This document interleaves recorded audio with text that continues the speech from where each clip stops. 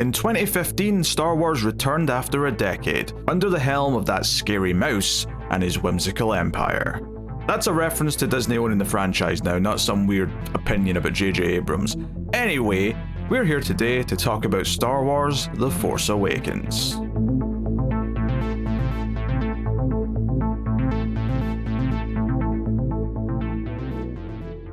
Welcome everyone to the Atomic Cinema Experiment. I am Peter, and joining me as always is David. I come in peace. This is a science fiction movie podcast. We get together and we talk about sci-fi movie. It's that simple. And today we're returning to the Star Wars franchise for Star Wars Episode 7, The Force Awakens. The Episode 7 is kind of unofficial, I suppose, because it's not in the title, but that's what it is. So... you know, we did the original trilogy, although David wasn't here for that, but he's seen them, obviously. We did the prequel trilogy. Lots of hardcore Star Wars fans love telling us how wrong we are about those, even though the majority of the planet agrees they're dog shit, but hey, whatever. And then that leads us to the sequel trilogy and the spin-offs that came along in 2015. In fact, honestly, the most scary thing about this movie is that it's already 10 years old. That's the real existential terror right there. So here we are. Man, I remember I was watching this and my fiance stopped by and was like, "Oh, hey, Harrison Ford. Boy, he's looking old." And I said, "This is 10 years ago. He's so much older." About 10 years older. Yeah. Give or take.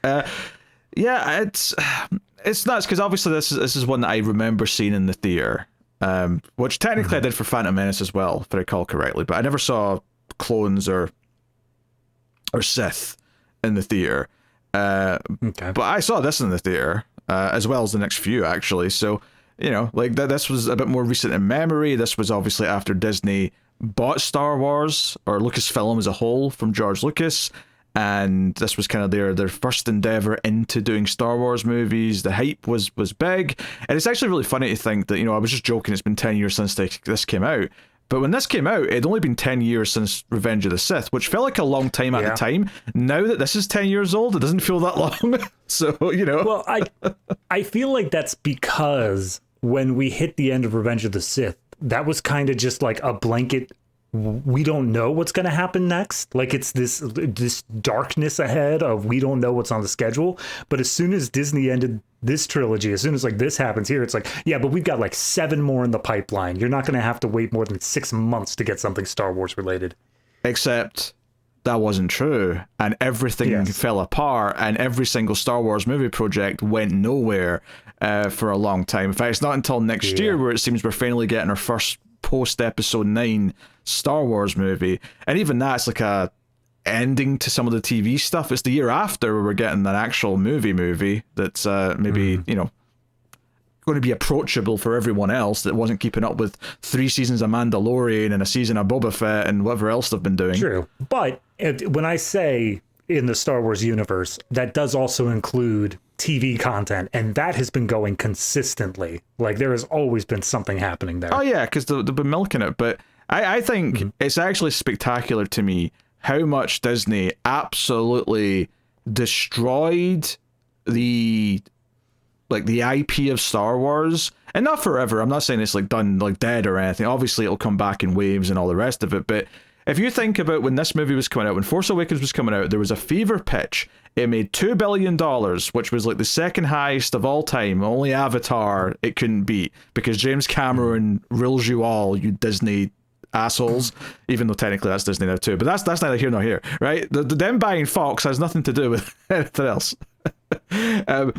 Anyway, I'm joking around. But the point I'm getting at is that as expected, skyrocket numbers, right? Absolutely head in the clouds, huge deal.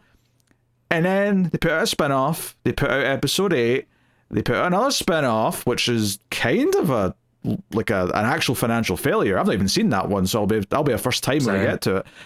And then they put out Episode 9, which is this hodgepodge of a movie. We'll get to all that in the context as we go through these reviews, but then all of a sudden it was like, oh, we actually don't think it's worth putting out Star Wars content or movies as frequently. We have to kind of take a break and reassess, because there was a damage done in kind of like in multiple ways to like the fan base. There was like a really shitty part of the fan base who were unhappy about certain things, and then when they tried to fix that, they pissed off everyone else who, you know, has a brain and like looks for quality.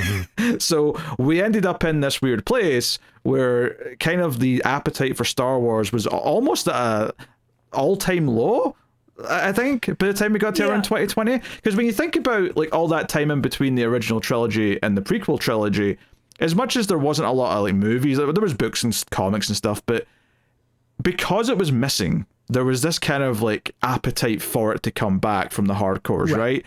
And same to an extent after the prequel trilogy, is that the absence was actually making there be a desire for it. And I feel like just, you know, 5 movies of Disney stuff, like one after another, year after year, pretty much, it kind of like completely changed, like something that seemed like it would always be a successful moneymaker, that would always be a guaranteed hit. And it kind of we got to like Star Wars fatigue not long before, because it was around the same time, but certainly it was much quicker than Marvel fatigue set in. Well, yeah, that's the thing, is I think that Disney hit this weird stride where it ended the Star Wars trilogy at the exact same moment where it ended the Avengers Infinity Saga. Like both of those wrapped up pretty much at the same time. And then COVID hit. And so you've got this weird thing where they were trying to pivot their entire like marketing strategy of streaming services and these like smaller projects in terms of like TV shows rather than the movies. And I you know, Marvel is kind of doing a different thing now, but I feel like Star Wars still hasn't quite regained its footing. It still hasn't quite found, how do we want to move forward from here? No, it keeps the announced trilogies multiple times, and those have seemingly just kind of disappeared into the ether. You know, Rian Johnson was supposed to get a trilogy at one point. There was supposed to be a trilogy from the Game of Thrones like showrunners at one point. There's still mumblings of Daisy Ridley coming back for a new movie or trilogy at some point, but we'll see if that turns into something. The Daisy Ridley rumblings reminds me of when Henry Cavill came out, like right after Black Adam or whatever. It was like, I'm staying on as Superman, and then immediately had to turn around and be like, actually no. See, I think it's the opposite though. I think that was him wanting that, and then everyone else saying, no, we're going in a different direction. I feel like Daisy Ridley doesn't care about coming back to Star Wars, and Disney are like, here's a buckload of money, we want you back so we can continue this. So I think it's the opposite. She's the Harrison Ford stand-in. She's the Harrison Ford of this. Yeah, just so get me out of these movies. No, here's a boatload of money. All right, fine, I'm in the movie. So I think it's a complete reverse. I think it's a complete opposite of Henry Cavill. Complete 180 from that. Fair enough. But I mean, that's all stuff we could talk about more, I guess, when we get to the end of episode 9. Today we're starting the Disney sequel trilogy, the J.J. Abrams directed Star Wars The Force Awakens, and of course we will start spoiler free in case for some reason you don't know where this movie's going, but we'll start spoiler free. We'll give you warning before the spoilers.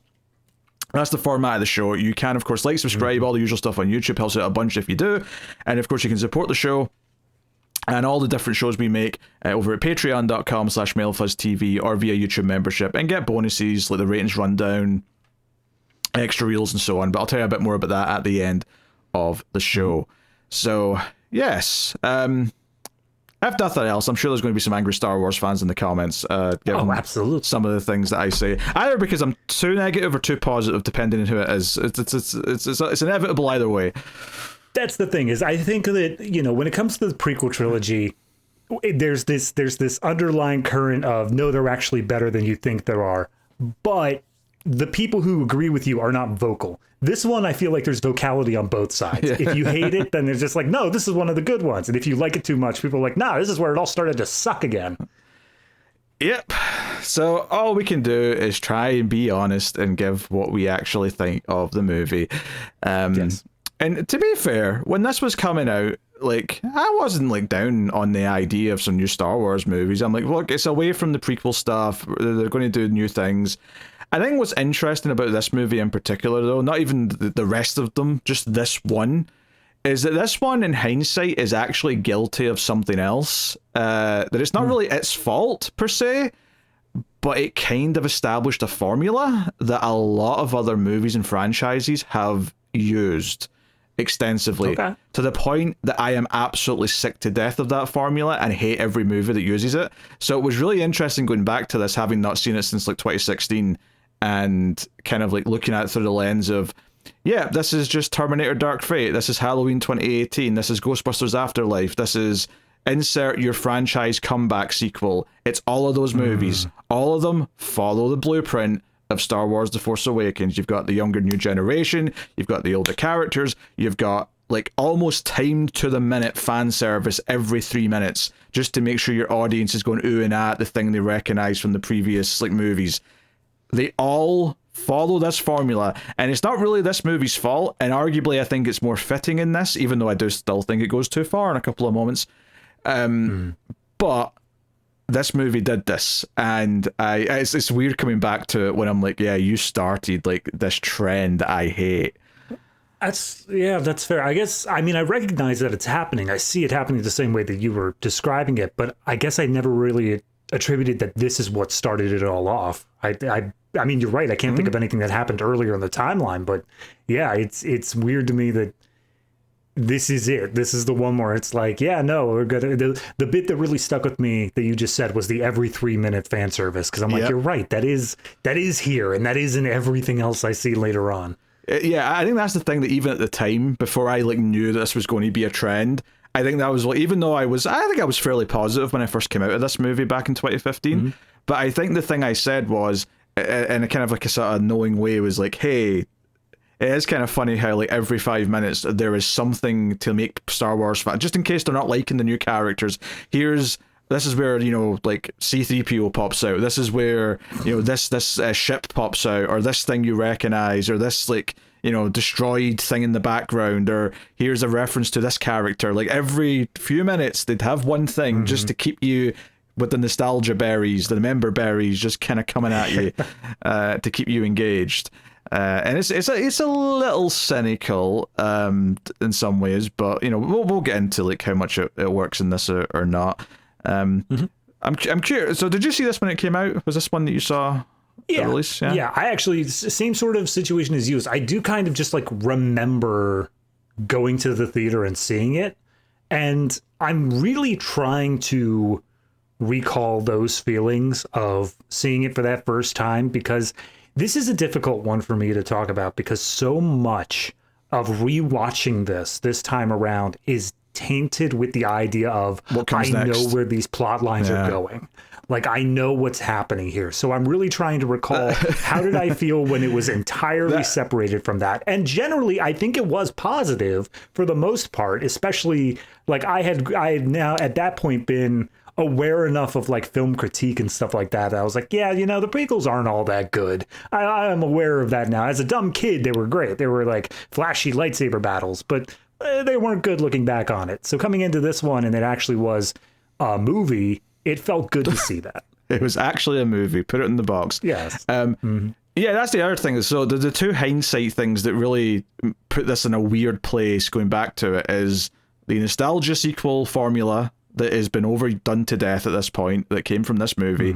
And what you were getting at, which is the more obvious thing actually, is the sequels to this, and knowing what's going to pay off, where it's going to go, and what things in this movie are ultimately going to be forgotten about or end up not being important or special or anything. So it's very interesting to come back to it now as well on those terms. So yeah, I mean, obviously they got J.J. Abrams, who had done a couple of Star Trek movies just before this, so it felt kind of like I don't know, like the right choice, I guess, in some ways.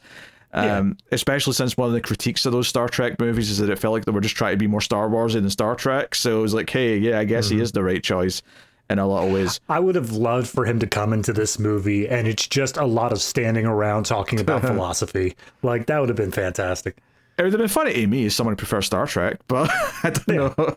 I don't know if that would have went down with the masses very well. Because that was, I mean, that's the big thing that I think people said coming out of it. Even if you really liked it, you were mid on it, or you really didn't like it, the one thing that everyone seemed to agree was, yeah, this is kind of like the original Star Wars again. Like, there's a lot of parallels to it. There's like the structure, the way it has three main characters, the way it kind of, you know, it literally starts with like something is put into a droid so the bad guys can't get it, and then that droid encounters the main characters. Like, that's how Star Wars started, and they do a lot of that. It feels like they took the plot beats from New Hope, wrote each of them down on index cards, and then like lightly shuffled. Not even like a full mix up. It's just like, and we'll put that one at the back, this one at the front. There you go. That's the story. There's a couple of things swapped around, but there's a lot of things that are in the same order as well. So it's, right. You know, it's like, okay, all right, you see what you're doing here. But the whole point of this, of course, is to be a fan favorite. It's supposed to, if nothing else, right? If we're getting into kind of general feelings here, I will say that coming after the prequels, this at least feels like it has energy. It at least feels like there's momentum. Sometimes it maybe arguably moves a little bit too fast, but like compared to the just like snail's pace of like what those prequels felt like, this at least feels much better than those, no question. So yeah, it's a movie, as you put it. Yeah, and also I would say that this, I think, does a good job, as much as completely separating it from what the end up being, but I think it does a good job of being the first in a trilogy. It feels like it does have its own story. It pays off the plot of this movie, but it does set up these larger ideas as to the general direction that we at least thought we were heading in at this point in time. For some of the characters anyway, it's what the actual, like, I guess plot they'll be doing is kind of like very up in the air still at the end of this, but yeah, in terms of all the main new characters, it does feel like there's a direction for them going into the next one. Obviously, you know, one of the things that's worth mentioning though is that it's very clear upon the later movies that there was nothing like planned like after this. There was no as much as it feels like they're setting certain things up, there's some stuff that is just kind of J.J. Abrams mystery box. And I was going to say that. Yeah. God, the mystery box. There's so many scenes in this where I'm just like, okay, that's the mystery box. Like, you did it. You just made the mystery box and you don't have an answer. You don't know what's in the mystery box. That's for some other writer up until Disney puts it back on you, you hack. And would you believe it? He wasn't very good at answering the things once he was told he has to answer them. I think going back now though, as far as like how I feel about the movie, just sort of like on its own merits, I think it's definitely went down since that initial viewing in 2015. I think at the time I was fairly positive. I didn't think it was amazing or anything, but I thought, yeah, that was a solid enough movie. It was a crowd pleaser. It was pretty to look at. It's got, you know, some likable characters thrown into the mix, and their chemistry's all right. And, you know, it seemed to be doing things well enough, and I wasn't mad that I watched it, which, you know, it was a big deal for a Star Wars movie for me. So, I was okay with that at the time. And I don't necessarily think anything I said there is, like, less true now. Like, I still think the new characters are fun enough, and there's still chemistry there. You know, in fact, one of my complaints when we get to Last Jedi is that it kind of keeps all the characters separated. And that was kind of like one of my initial problems with that movie, is that it felt like you've got this cast with all this chemistry and then you split them all up. But I think watching this now, it does remind me a lot, funnily enough, of trying to rewatch a lot of Marvel movies, or even the last Marvel movie I watched, because I actually watched Thunderbolts earlier this year, a couple of months ago. Right. Because people said it was good. They said it was the best Marvel movie in a while, and I was such a high after Superman, I said, you know what, I'm going to watch this Marvel movie.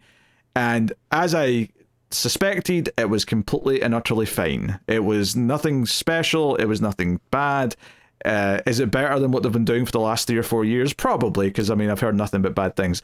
But it was kind of bland, and I didn't really feel much for what was going on. And I think that's kind of how I felt watching this today, is I was like, this is perfectly fine. I don't really feel a whole lot for much of what's happening, though. And part of that may be because I know none of it's going to amount to anything, but I did just kind of feel like, okay, we're going through the motions. I ended up watching it in 3 chunks because I just got, you know, one, because I had time, because I started it early, but 2, because I was like, oh, okay, I'm 40 minutes in, I'm getting kind of bored, I'm going to take a break and go do some other stuff, and I'll come back.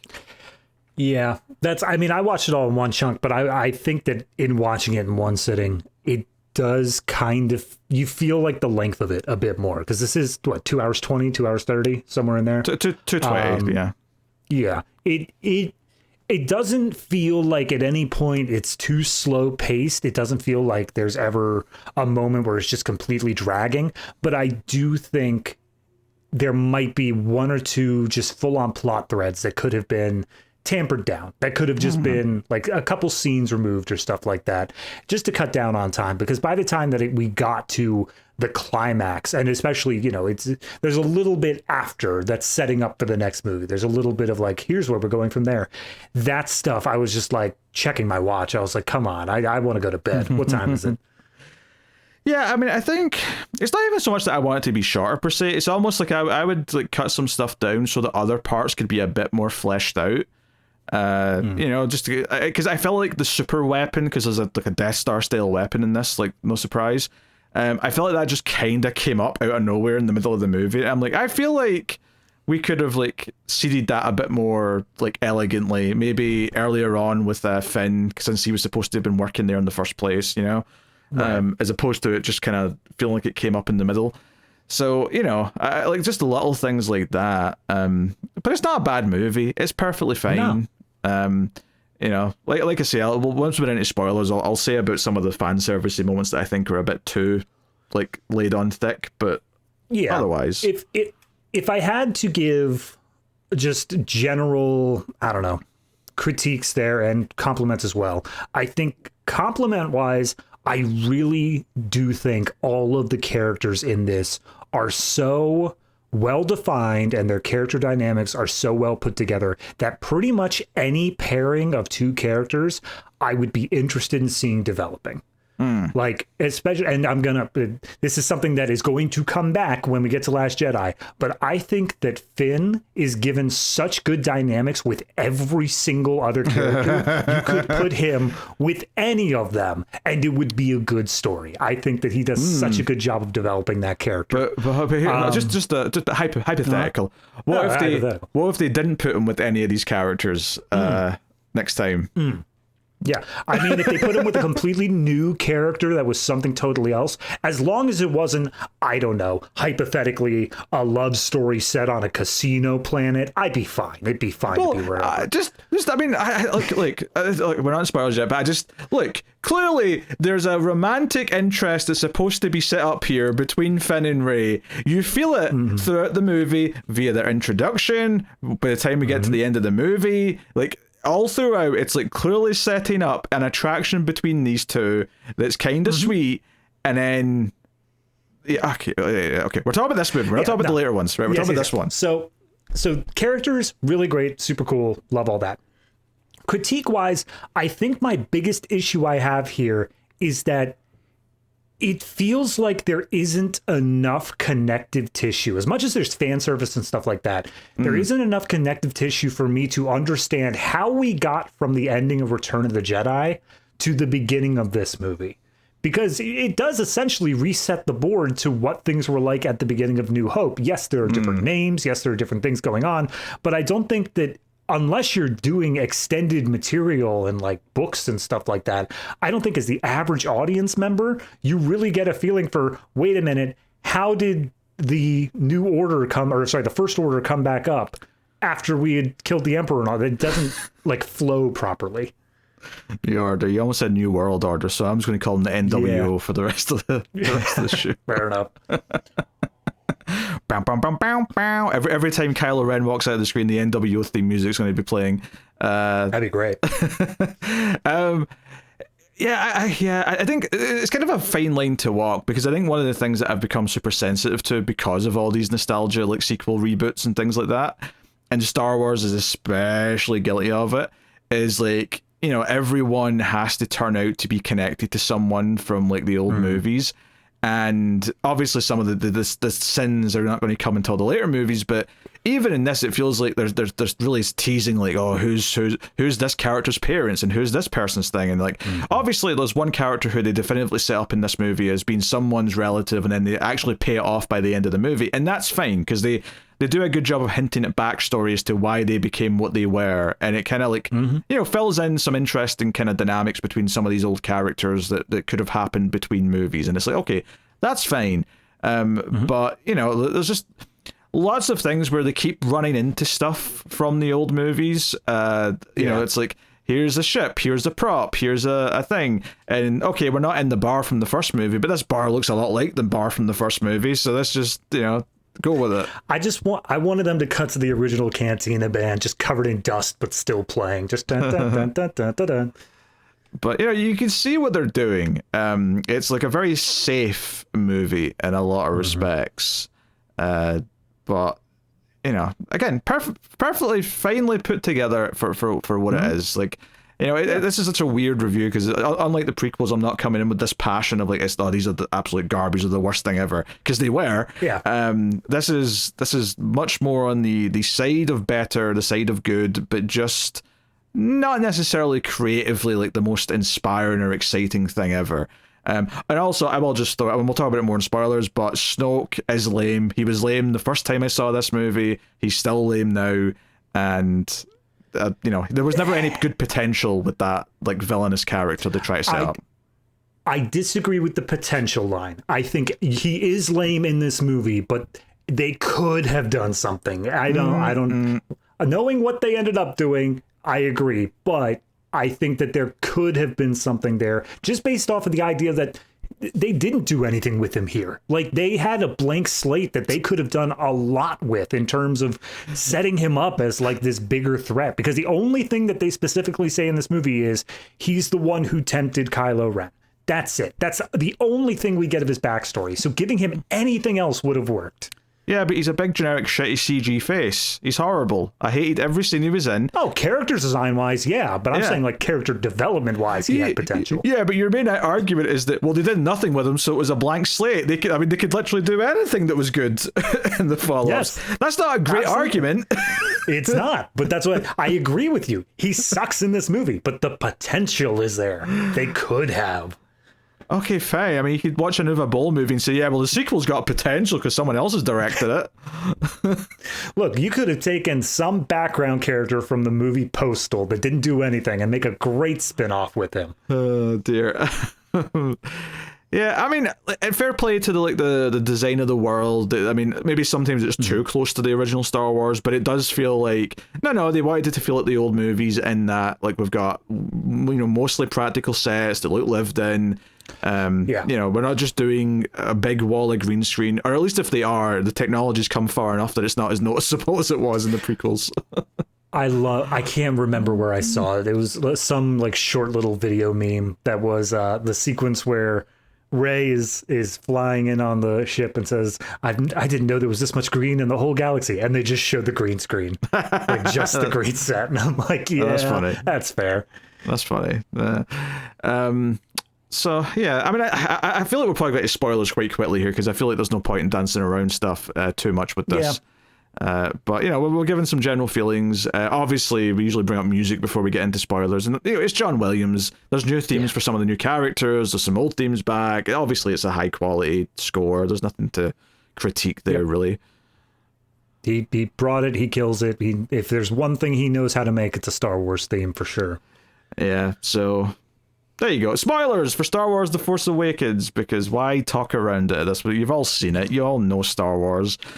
Yeah. So we'll get into it. And, I mean, the movie opens with the scroll. It opens with, like, Poe Dameron, who, like, if I'm going to critique something here, actually, right, about Poe as a character, and it's not the characterization. The characterization is fine. He's very likable. But the whole thing where it's like he maybe dies and then he's missing for like a lot of the movie and then he kind of comes back is like a sort of heroic moment, that all feels a bit weird to me. Like, there's nothing wrong with it in theory, but the moment that convinces Finn he's dead feels kind of undercooked, and then his actual comeback feels weird because they just cut to his face. It doesn't feel like the chips were down enough where it feels like, oh, the big heroic return, here he comes. Yeah. That's the one bit that it feels like the only reason they had that plot thing was so that BB-8 didn't try to stick around on Jakku. It's just like, no, he's dead. He's not coming back for you. You need to come with us now. That's the only plot reason I could think it happens. Because you're right. It's not really a big heroic coming back moment. It's a, oh yeah, and that guy you thought would died, he's actually here. Isn't that cool? Yeah, that's one of those things that I'd forgotten about, but after they crash on the planet and Finn thinks he's dead, as the ship like sinks into the sand, I was like, oh yeah, I remember thinking this was weird back in 2015. This was something that I thought was an issue at the time. But the whole opening, you get Max von Sydow's got a cameo. He's here as like an ally to the Resistance. The First Order show up because they want this map to Luke Skywalker. But it's hidden in the droid, just like Leia hid stuff in R2-D2 once back in the original movie. And they do some stuff here. Obviously, they set up that Kylo's scary. He's got a very kind of Sith kind of look to him. He's got a powerful control of the Force. He does the whole thing where he stops the beam, laser beam mid-air, and it doesn't fire till he leaves. And also, of course, Finn not wanting to fire upon the innocent people, and they make a point of marking him with blood so you know which one you're looking at every time you cut to him. And okay, throughout that sequence, this is the most interesting character. Like, you have Finn as this person who was born and raised in the Empire, or New Order, First Order, damn it. The New World Order for life. Yeah. Yep. He's brought up, he's a stormtrooper, and the moment he gets into battle, he just sees all the death, he doesn't like it, he wants out, and his immediate thing is just trying to escape. And it doesn't set up that he's heroic, it sets up that he just wants out of this evil side of things. It's super interesting, but what really sells it for me, and what really makes it work over the course of this movie, is that Kylo Ren picks up on this. And those two, which have no reason to have a dynamic over the course of what we see as the trilogy, in this movie feels like they are setting up such a personal, deep dislike of each other over the course of it. And I love that. I love the fact that this isn't a thing where it's just our Luke stand-in against the Vader stand-in. We also have a connection of, I guess you'd call him like half Han stand-in, Poe's more Han, but like our new character here is... I feel like they don't map, yeah. I mean, obviously, in the original, you've got a trio, and it's very intentionally a trio again here. But we've sort of swapped them around, so now the girl's kind of the Luke stand-in. And I feel like the two guys are kind of like a mishmash of the other two, where there's a little bit of the cocky Han in Poe, but he's part of the Resistance, so there's a little bit of Luke in there as far as him being a pilot goes. And then, I think you've got I think there's also a bit of Luke in Finn, not so much like the backstory or anything like that, but just in the sense of like he feels like the younger, more naive one who's going to learn and grow. Yeah. Because I think a big part of this movie going in that they really tried to keep under wraps, I felt like, was like which one is the chosen one? Is it going to be the Jedi? Yeah, is it going to be Finn, who is seeing some of the market material holding a lightsaber, or is it going to be Rey? Which almost spelled it out to everyone who like pays attention that it was probably going to be Rey then, isn't it? Because you're leaning on Finn a bit too much, and that's fine. That was a nice pivot, to go down that path.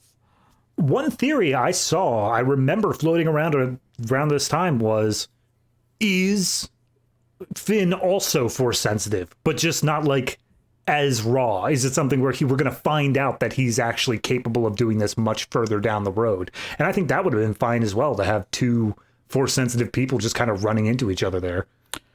Yeah, I guess. I mean, I don't really have a strong feeling. I also kind of like if he just isn't, and he just becomes a hero just because he wants to do the right thing, Because like you said, it's not like they set up that he's heroic in this opening, but it does set up that he's not evil. He doesn't want to do the evil things, so he wants to get away from them. So this ultimately leads to him breaking out Poe when they're back up on the big main ship, and and their chemistry's pretty good because Poe's like, why are you helping me? What are you doing? He's like, oh, like because it's the right thing to do, and he's like, you want to leave and you need a pilot, don't you? He's like, yeah, I need a pilot. Like, that's a legitimately funny line, but it's like, hey, okay, fine, we can work together because it's all on the table. I'm useful to you, you're useful to me. On we go. Look, for this opening sequence, it feels like they're just nice, cool, like they're good with each other, great chemistry there. As the movie progresses, and especially as we get to the back end where Poe shows back up alive, if I didn't know this was a Disney film and I didn't know how much of cowards Disney was when it came to gay romances, these two would absolutely have been hooked up by the end of this trilogy. Fair. Yeah. Maybe a bit of menage a trois. Maybe that would be the twist this time, is that all three of them are all in it together. It's a galaxy far, far away. You can have thruples. It's fine. But so they have their big sequence where they're trying to fly away, and the TIE fighter they steal is still tethered to the ship, so they're blasting away whilst they're still hooked up, and they get away. Finn turns out he's a pretty okay shot with the cannons and yada yada. And these sequences are fine. I almost have very little to say about the actual like big action like flying around set pieces, because like I don't know really if there's anything particularly to point out, to be honest. Yeah, that's there's a few little like bits. Like every sequence has a thing where you're like, oh hey, remember that bit. Like for the TIE fighter one, there's the whole thing where, you know, they're trying to escape, but they end up blasting away most of the internals of the ship, and then they got to take out the cannons on the ship and all that. Like each of these sequences has beats to them, but I can't say that any of them are so visually memorable that after the sequence is done, I really register it either. Yeah, I mean, it looks good, like from like a production value and CG kind of way, but it, like, yeah, I kind of agree that by the end of it, I'm just kind of like, okay, that was like 2 solid minutes of Star Wars slop, and now we can get on with the plot. That's, you know, that's kind of how it feels in some ways. Like, if I think back to like New Hope, I think of the diving into the trench run, like the POV shot where it goes down into that angle, and none of the shots in this movie are on that level for me. Maybe not in that level. There is one standout moment when they're first in the Falcon that stays in my mind, but like that's that. So that's just happening. They crash land, and meanwhile we also get introduced to Rey on the planet of Jakku, and she's scavenging in some of the fallen Empire like ships and droids and whatever. And she's trading it in for some food rations, and she only gets this pittance. She gets a small amount, although honestly, it grows into a full loaf of bread. I don't know what she's complaining about. It looked like it spread far. I thought that was a great visual effect. I'm not sure how they did it, if it was full CGI or if there was some sort of like practicality there, but it looked great of just having her stir this powder in, and then seemingly in real time, it's just loaf of bread, and then she picks it up. Yeah. What did it mean? Were you like, oh, I could take a bite of that right now? Oh, it's good. Oh no, it looked gross and disgusting, but like I'm happy of the visual effect. Oh yeah, just wait until we get to the green milk next movie. Jeez. So it sets this up. Of course, she ends up running into BB-8 after the others have crashed. Or not, he's already on the planet because he was there from the opening. But she ends up teaming up with BB-8 and reluctantly helps him stay around, but then takes him in. And they do the whole, you know, she's a good guy, because when the guy offers to give her like 60 rations of food for the droid, she looks down at him and goes, no, he's not for sale. And it's like, oh, she's got a heart of gold, just in case we were worried that we might not do that. I swear at some point I've seen a recut of that where she's like, someone just CGI's on a okay, and then smash cut. Bad guys get the droid they want, it's all over. Off we go. And this is where everything kind of converges, because Finn's kind of stumbled his way into this little market town. He wants water. He sees Rey getting attacked by some guards and runs over to help, and the movie makes a very little sort of poignant note here of like, she already fights them off before he gets to her, so he just kind of like stops halfway and goes, okay, I guess you didn't need my help. But then BB-8 turns to Rey and it's just like, hey, that guy over there's wearing my previous owner's jacket, and Rey just the fiercest look of determination and hunting him down for information.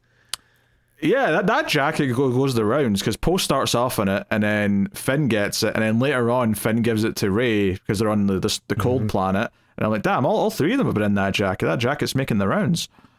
That jacket was definitely not made on Earth, because that thing would have 17 holes in it before it even got into Poe's first ship. So, like, you know, all of this is smashing the characters together. They're having their first encounters, and Finn's like, hey, I'm with the Resistance, and kind of lies about who he is, just because, you know, a bit easier than explaining, well, I was with the First Order, but I rebelled and kind of ran away, and, you know, I want to be good. Believe it or not, people don't really take kindly to saying I was a stormtrooper. Usually that doesn't go over very nicely. Yeah. Well, to be fair, almost everyone who finds out in this movie does just kind of take it quite well. Oh, yeah. Well, it's because they're all good guys. But, like, from his perspective, everyone's going to be like, oh, you must hate me because I'm awful. Yeah, because, you know, when we meet Leia, Leia's like, oh, you're so brave for, you know, rebelling against the First Order. Like, he gets compliments when this comes out. I'm like, you were scared all movie of admitting you used to be a stormtrooper, and everyone's ready to give you flowers for it. Yeah, absolutely. Because he's giving them information. He's working with them. If it were a thing where he's like, I was a stormtrooper, but I'm fully willing to sell out the resistance to also get away. Yeah, but obviously he's a hero. He's not going to do that. No, of course not. So yeah, but at this point, like, you know, like, well, Kylo Ren up in the ship's like, give me that droid, blah blah blah blah. And Hux is like, yes. Hux, played by Domhnall Gleeson, and his little role here is kind of the asshole general, who I will say I did enjoy that he kind of tries to undercut Kylo at a couple of points where he's talking to Snoke and he's like, this is the better path of action, my liege, or we're doing this because Kylo decided it was more important for this thing. Maybe you should fire him, your supreme leader, and put me in charge. He's somewhere in between Grand Moff Tarkin from the original trilogy and that guy that gets choked out by Vader in the original trilogy. He's like somewhere in between that, where he's got the rank to equal Kylo, but at the same time he's like, yeah, but like Kylo's stupid, and why are we even listening to him? Screw that guy. Yeah, so I mean, that's, you know, I think that's an interesting enough little sort of side character.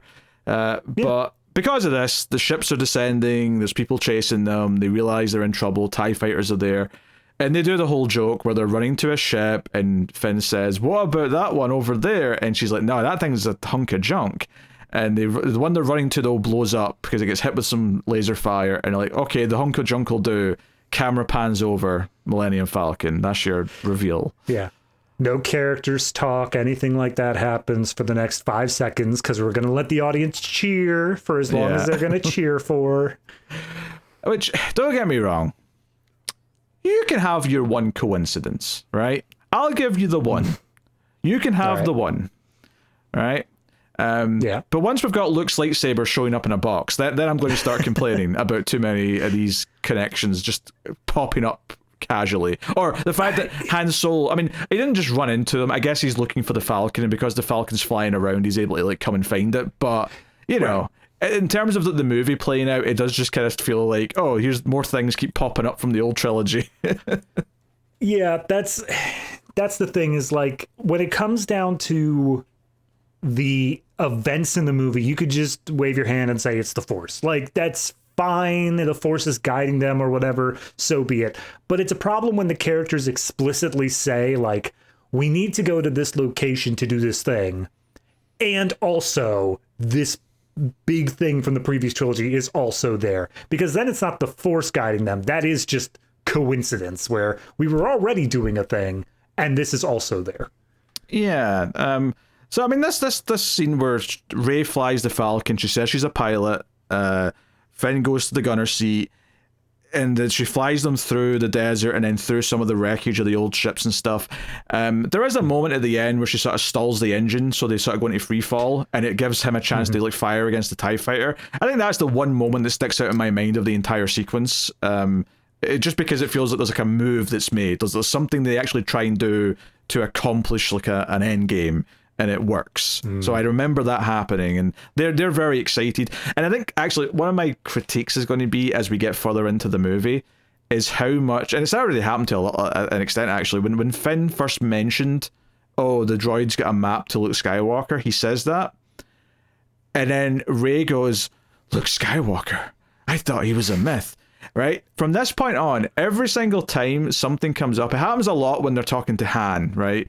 You know, when they first get introduced to Han and she's like, you're Han Solo, the smuggler. There's this almost like, we have to have the new characters be fanboys and fangirls for the characters from the original movie and act like they're geeking out when they meet them.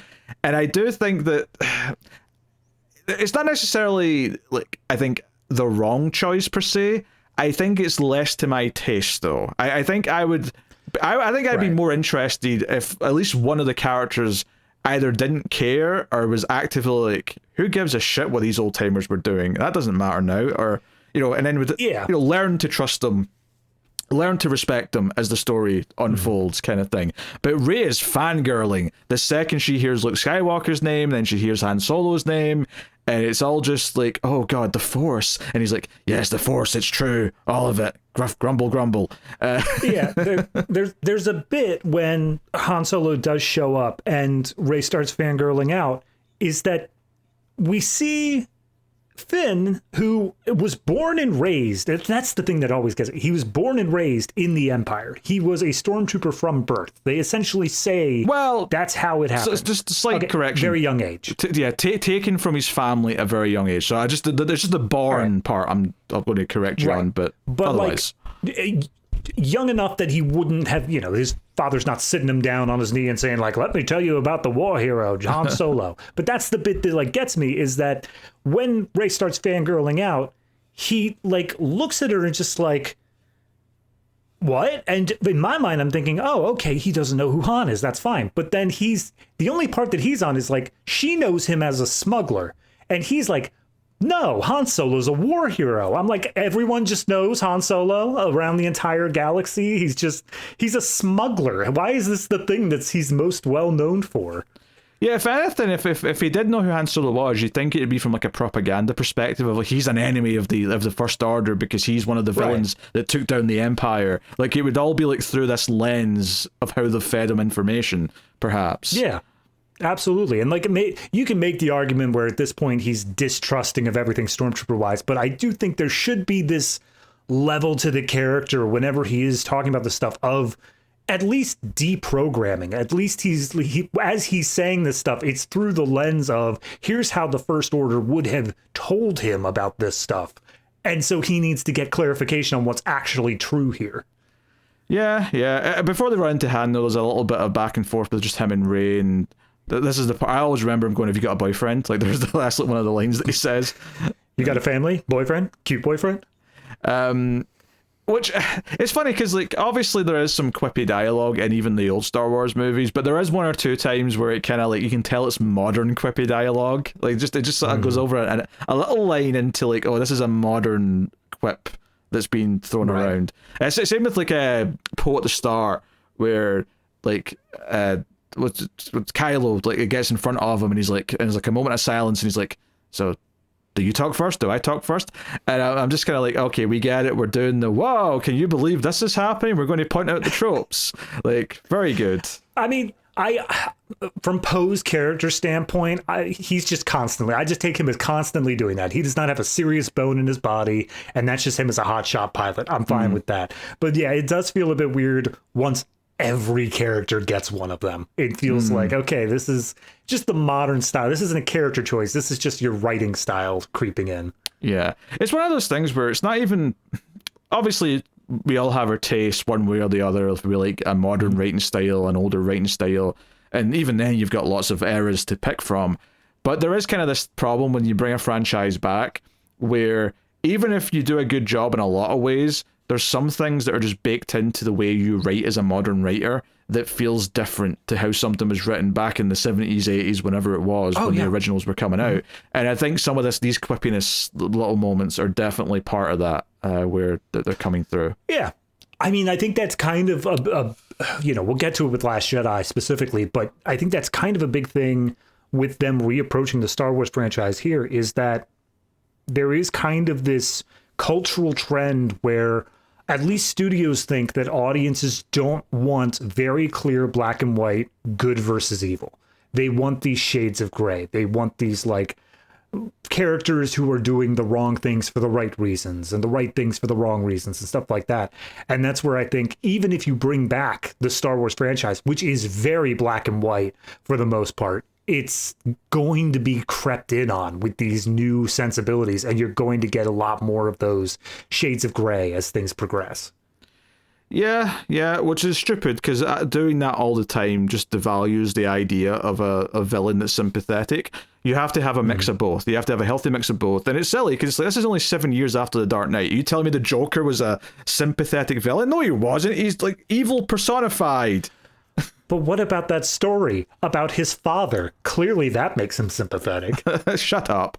And I think we've seen that again since as well, where we've kind of, like, you know, even like Lex in the most recent Superman movie, like they said, no, he's evil. Like, look at him, he's very evil. Yeah, we can sort of analyze him and understand why he feels certain ways about things, but it doesn't change that he is evil.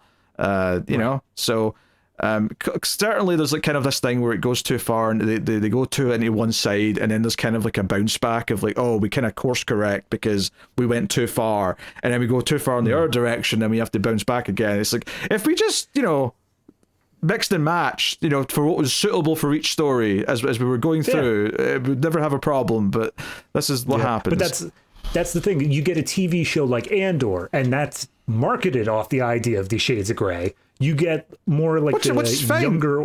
Which is fine, because there's nothing wrong with having a shades of grey like villain. Like, in the right story, that's the best option for certain things. Right. But that's what I'm saying, is that I don't think Disney knew whether or not this was in the let's play it straight or let's work in the shades of gray. I think that they are like kind of trying to straddle that line of like, do we want to rely on what the original series were and where it was very black and white, or do we want to start mixing this in of getting into what modern audiences want and putting our own stamp on things? And instead they straddled the line in this very strange way. To be cynical, even when this came out, after I saw the movie, and obviously we've not really talked about it yet, but Kylo Ren's Han and Leia's son, Ben. I do like the reveal of the name Ben. I love how it doesn't come up until the moment he yells it. I think that's a really good choice. I'm cool with him being their son. I'm cool with this idea that Luke was training him, and the reason why Luke went into like hiding as a hermit is because he felt like a failure because his star pupil not only turned to the dark side, but turned like all of the other pupils, or at least some of them, against everyone else, and became the Knights of Ren. And killed the rest. Right. Admittedly, the Knights of Ren is one of the things that feels like this trilogy completely just shoves down the toilet, honestly. Mystery box. Bunch of bollocks. But, what was I getting at? Oh yeah, so after I saw this movie originally, I did say, 100%, by the end of the third one, Kylo's going to have his redeeming moment, because that's what happened to Darth Vader. The only difference is this time is that they've actually set it up more, because they've already like, given him this like starting point where, Kylo's story in this movie is basically that Snoke and even Kylo himself are like, oh, I'm still feeling some pulls to the light side, and Snoke can sense it, so I need, so when he's talking to Han near the end of the movie before he kills him, he's saying like, I need the courage to do what I know is necessary, but I don't know if I can, and Han says, no, I think you can. Now, of course, the irony being that he means to kill him, to completely sever his ties from the light side, and prove to Snoke and the dark side that he is 100% in. He is the one who knocks. There's no going back. I am all about that Darth lifestyle. Which, by the way, one of the fan servicey things that I did not need was him talking to Darth Vader's helmet. Piss off with that. Look, we'll especially get to it with Rise of Skywalker, but anytime one of those things pops up, all I could think of is the shot of the Death Star exploding. Like, how did you get that? There's so much rubble and so much like debris. How did you see the tiny little helmet just floating along in space? Do you know what this is for me? This came after, obviously, but it's in Jurassic World Dominion, where they've got the kind of shaving foam that was used to sneak in out the embryos, and we saw that fall into like a river in the original Jurassic Park, but somehow. I forget his name. That's the one that he's like, he keeps saying his name as he's pointing at him in the original movie. But somehow we've got that in this movie, just so we can make this callback to it, and that's what this Darth Vader helmet feels like to me. Yeah, no, absolutely. Oh man, I completely dang it. I was going to watch through this movie and try to see if I could see the little dice on the Millennium Falcon, because I knew that would be a big thing coming up later on. I'll be honest, I don't think I ever noticed there was dice until people told me that the dice was a big factor in the prequel spin-off movie that they did. Oh, was it? All right. Because I've not seen that yet, but apparently there's... Neither have I. I was trying to watch it in this movie because, like, I'm assuming there is an audience that just goes in and watches the numbered episodes, that doesn't watch any of the spin-off stuff. And so I'm curious, if I went into Last Jedi, would I have noticed the dice in this movie? Well, that's the point I'm getting at, though, is that I think in the spin-off Han Solo movie they do, I think I don't have to do an origin of the dice, but I feel like I remember hearing someone say that, like, like they're there, and they make a deal out of it because people know the dice are there, and I'm like, I have never noticed the dice in the Millennium Falcon once, but okay. Same. Nor do I care what type of blaster Han Solo's carrying. I do not care about, like, deep Star Wars lore. I do not give a shit. And Yeah. Which is something I want people to keep in mind when we get to Last Jedi, because any complaints I have about that movie, it's not about, oh, the disrespect to my precious Star Wars. Oh, my perils. I'm clutching them. Oh. I have so many opinions on Last Jedi, but like almost all of them are commit or don't do it at all. Like, stop doing this weird middle ground stuff.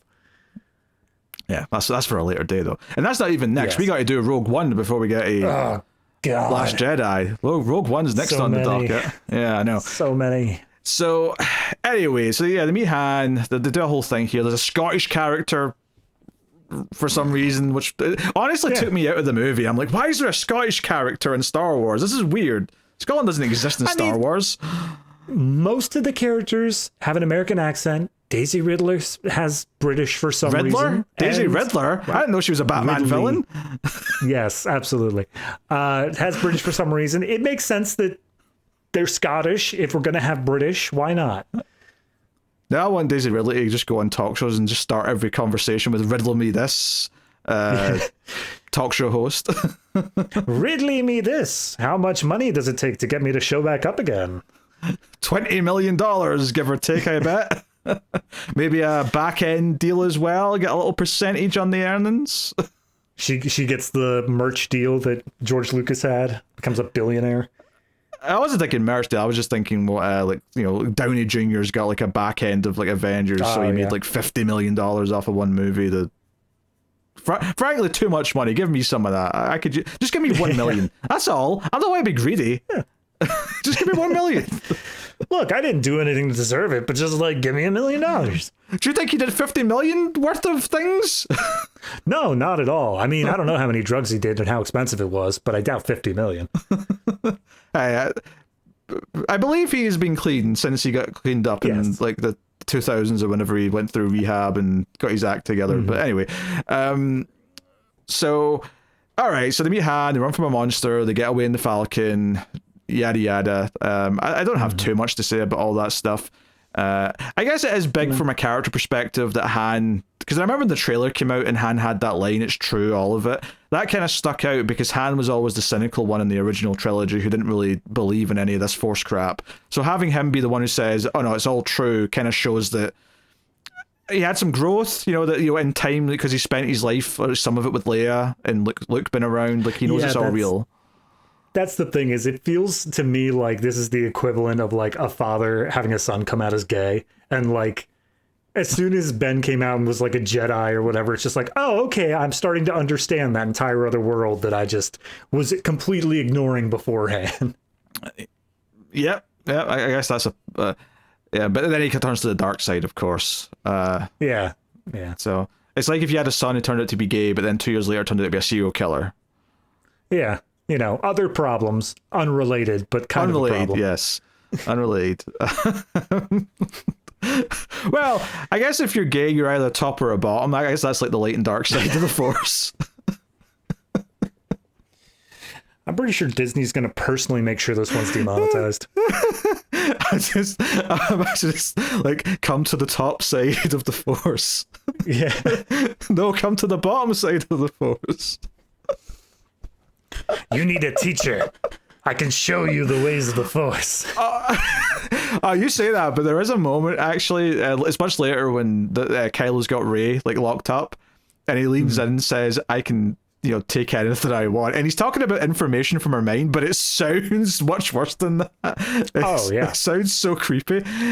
Because I think the very next line he has as well, "Oh, you've been so lonely," and he goes on, so it's more about her waiting for her family to return on Jakku, and that's why she keeps wanting to go back, just in case her families suddenly show up 20 years later.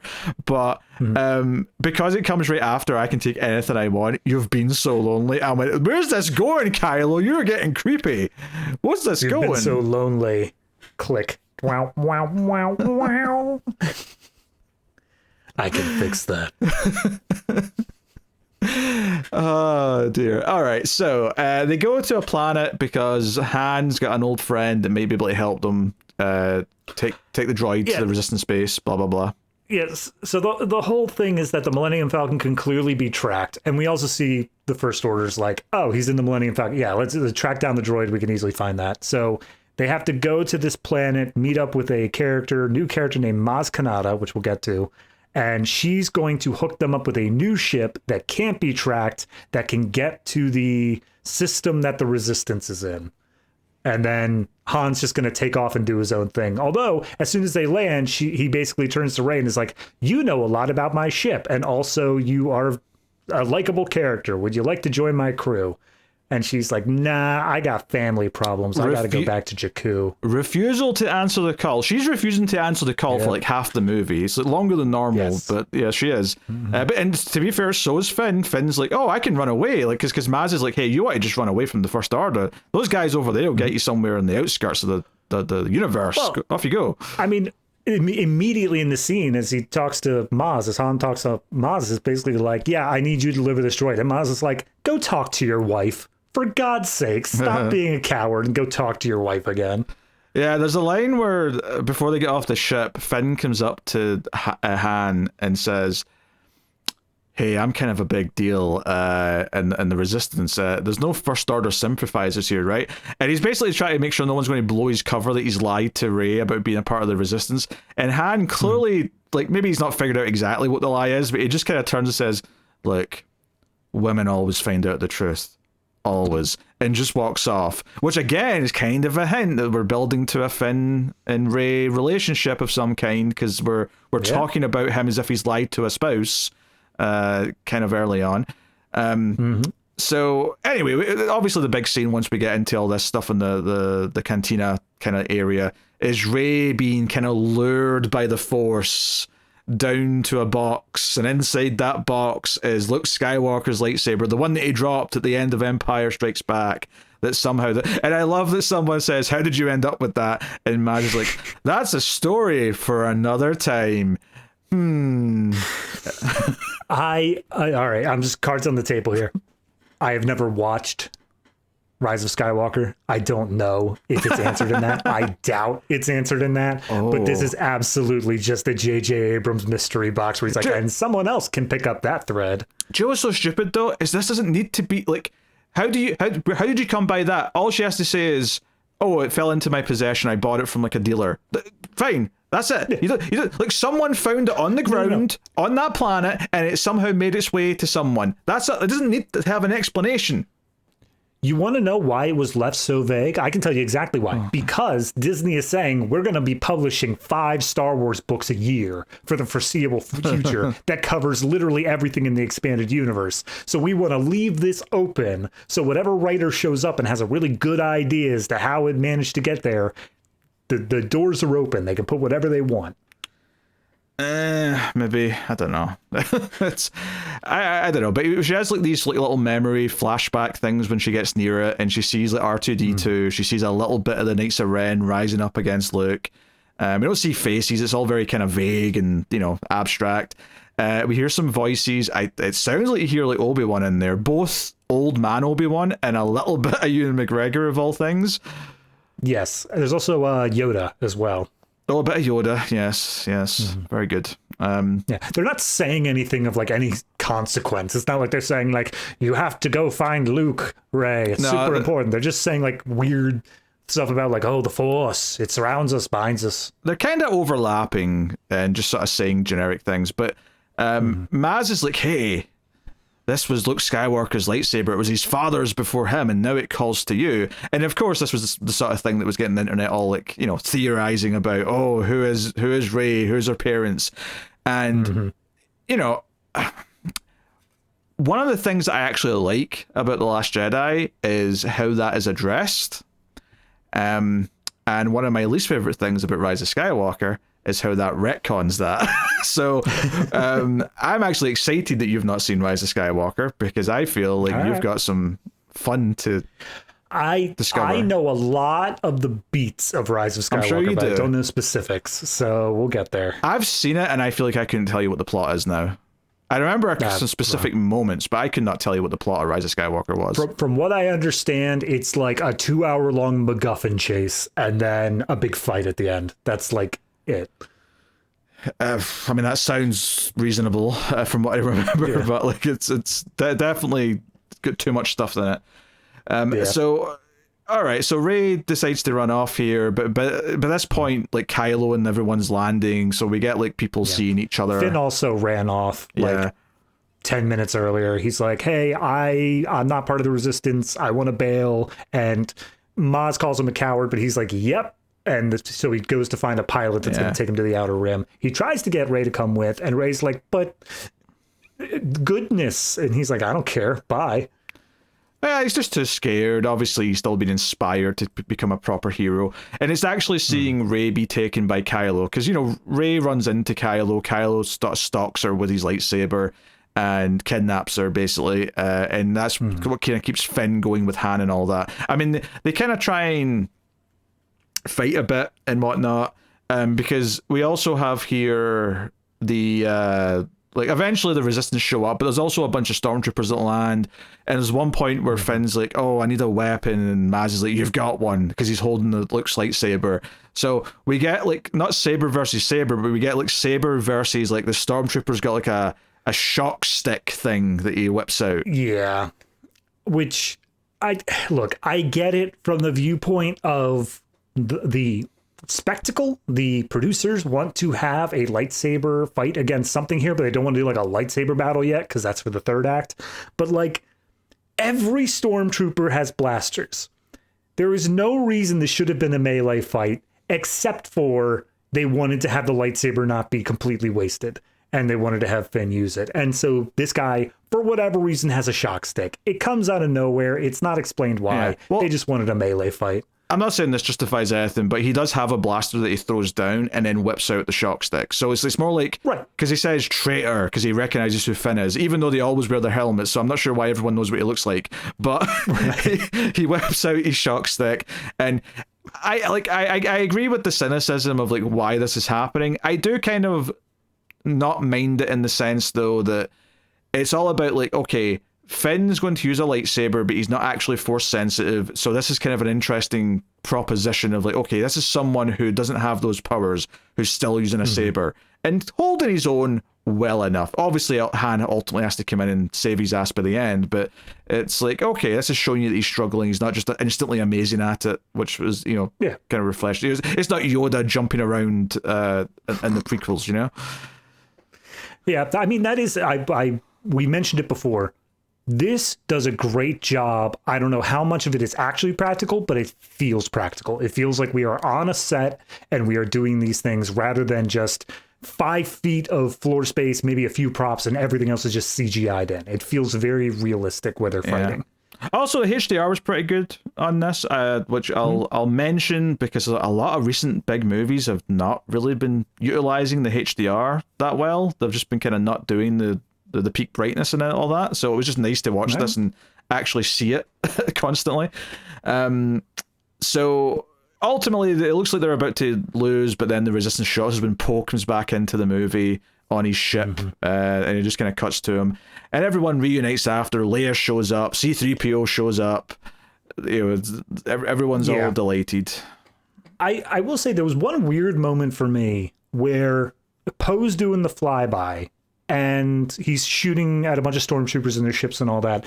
And then Finn's just like cheers, seemingly to the audience, just saying, that's one hell of a pilot. And it cuts to show that it's Poe inside. And don't get me wrong, I get that Finn could just be generically saying that this guy, whoever it is flying inside the ship.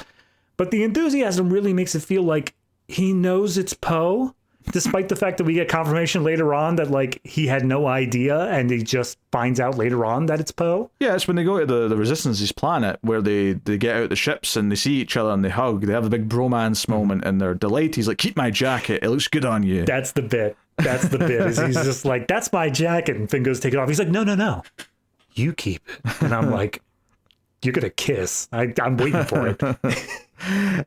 So yeah, I mean, obviously all this sets up the third act. We do cut to the super weapon because we saw it firing just as the First Order were landed on the previous planet. We saw it the missiles, if you want to call them that, going through the space. You know, because Finn looks up at the sky at one point and sees them going past, and it doesn't just kill one planet; it destroys a whole cluster of planets. Yes, we see.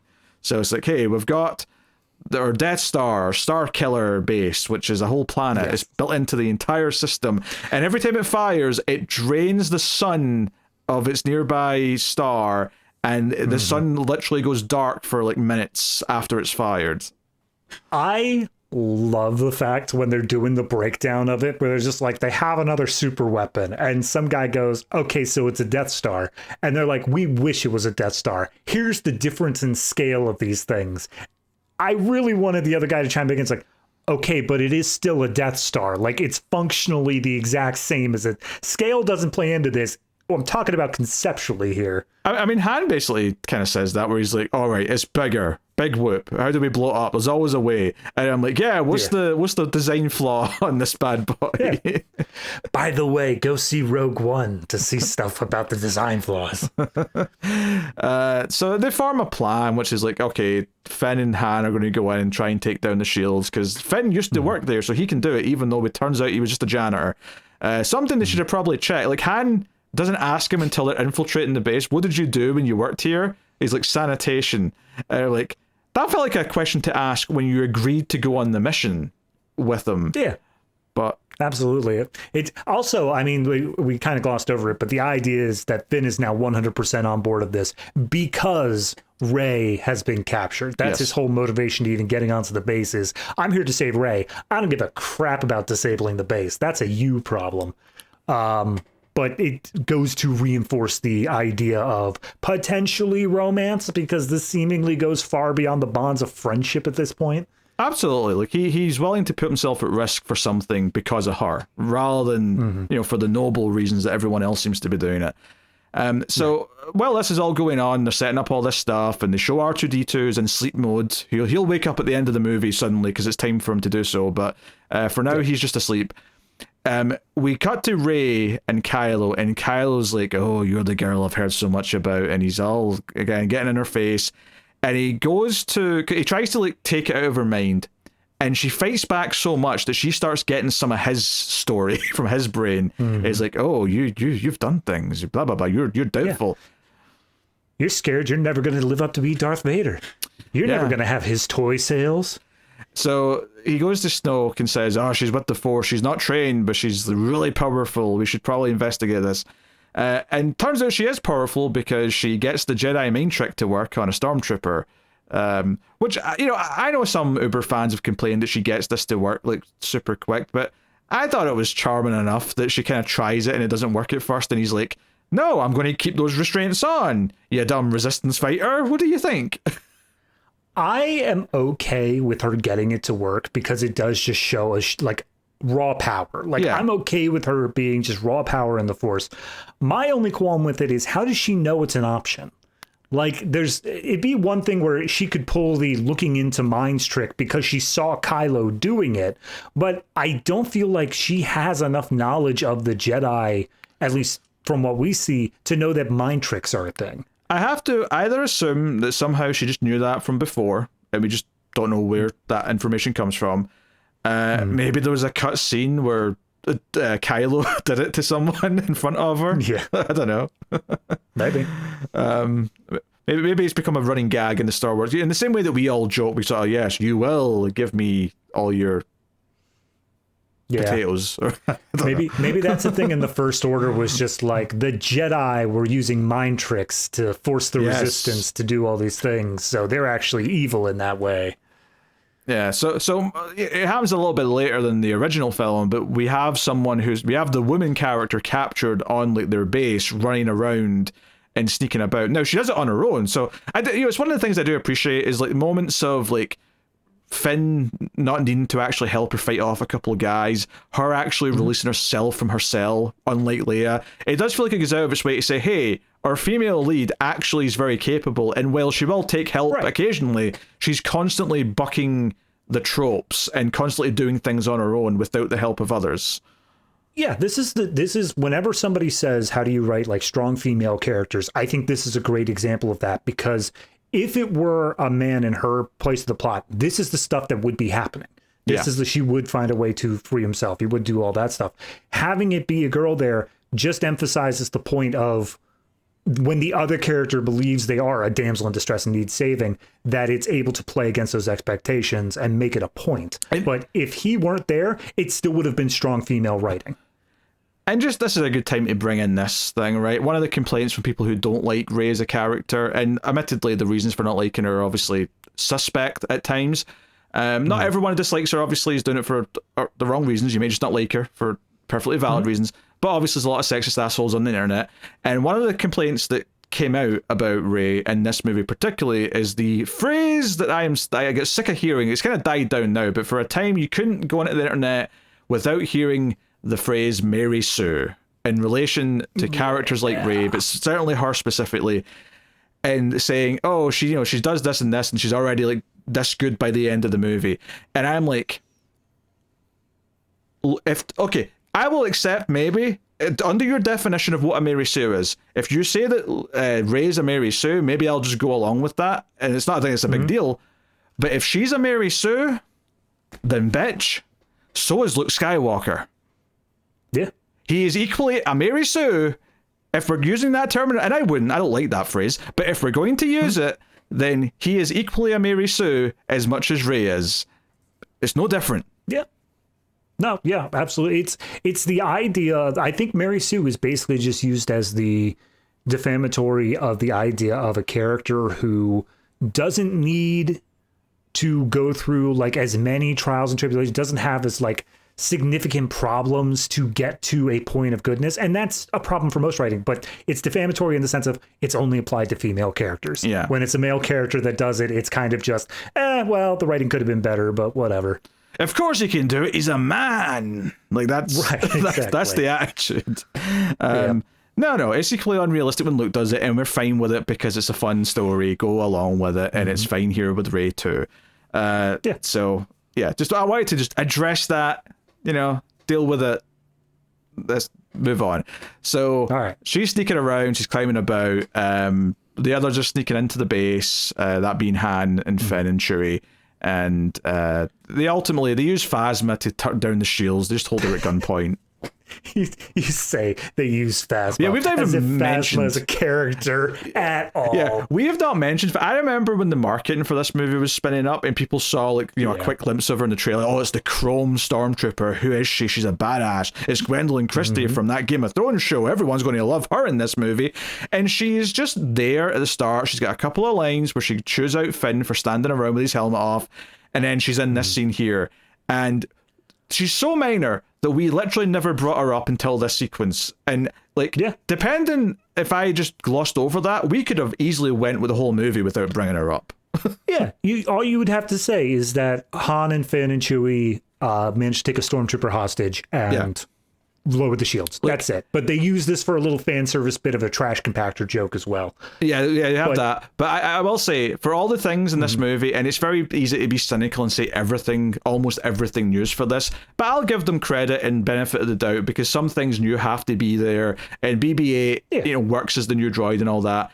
But when it comes to the phrase, something only exists to sell another toy, that to me, Phasma is that. It's here is the special looking stormtrooper that we can sell a toy of. That's what she is to me. Honestly, there is a interview. I don't know if it was for Last Jedi or if it was for this movie.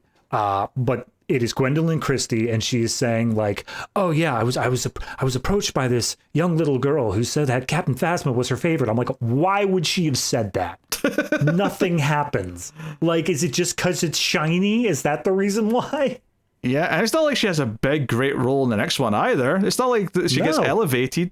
So it's so weird. Honestly, just the amount of marketing of oh, look how cool Captain Phasma looks, and then the name is just a cool name, Captain Phasma. She's going to be such a big deal, and she is practically a red shirt. It's she's nothing in this movie. Honestly, I think there's one thing they could have done to maybe not improve how fleshed out the character was, but the stormtrooper with the shock stick that yells traitor, have that be her.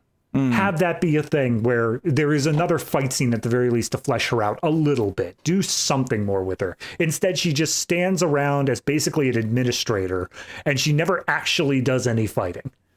That's true. Yeah, she never really does anything. Yeah. She barks an order once or twice, and that's about it. That's her whole character.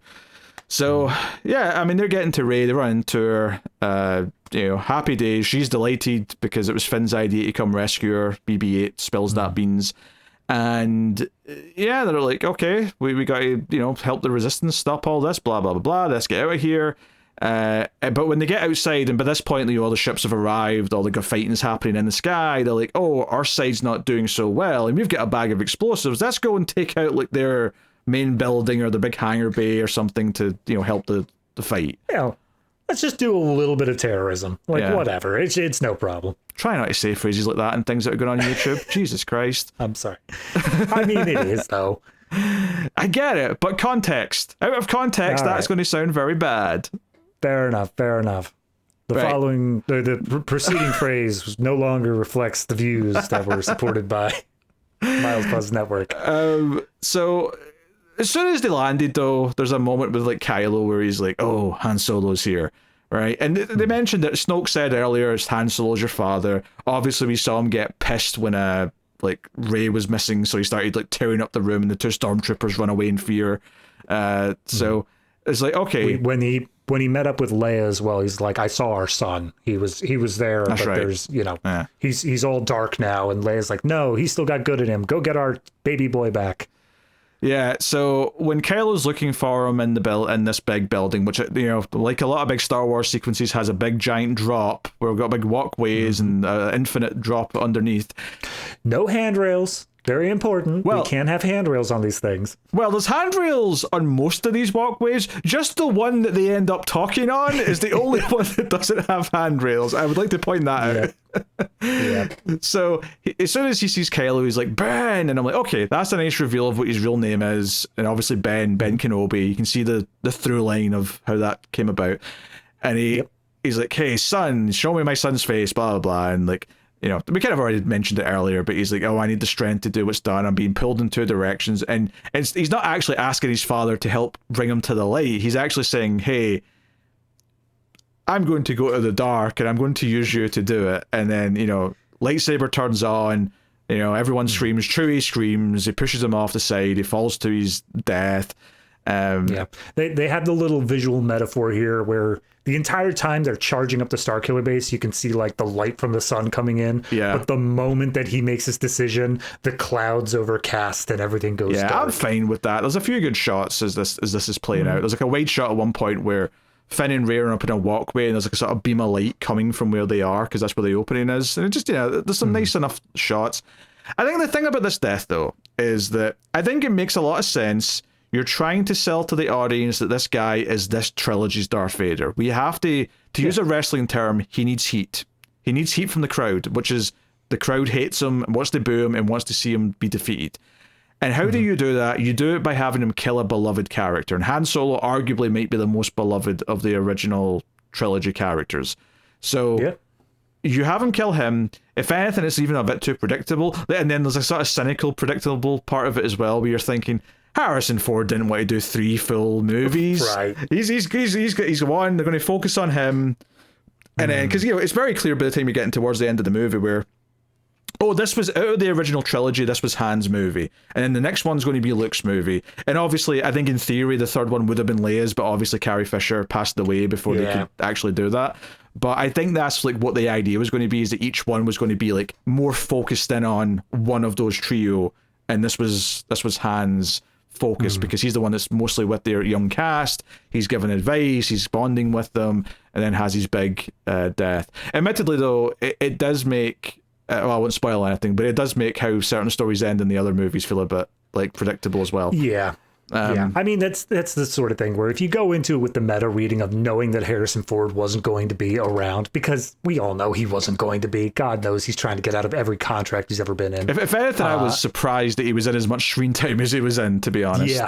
Yeah, absolutely. But that's the sort of thing where obviously it was something that was going to be predictable. However, I would think that if you didn't know that going in, having this thing where it is a struggle of Kylo not being able to deal with the light or the dark or anything like that. And you already said by the end of the trilogy, you were like, oh, he's going back to the light. That's the only way this can end. That's the arc. Yeah, that's obviously going to be the story overall.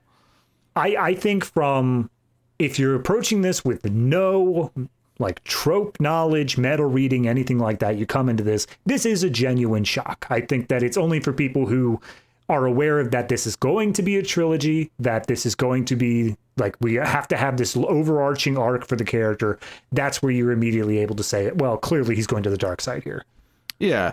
It just made too much sense. Like, this is how you get him to be the villain in the eyes of the audience. It's like, okay, yeah, he's got a bit of a Sith look to him. He's got an okay voice when he's got the mask on. But like, how do you sell him as the new big bad? You have him kill someone that the audience cares about.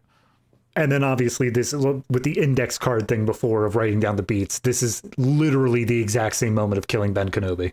Yes, it's New Hope. It's the exact one. Just down later on. Down to the fact that everyone witnesses it as well. Yep. You know? It's just all that stuff put together.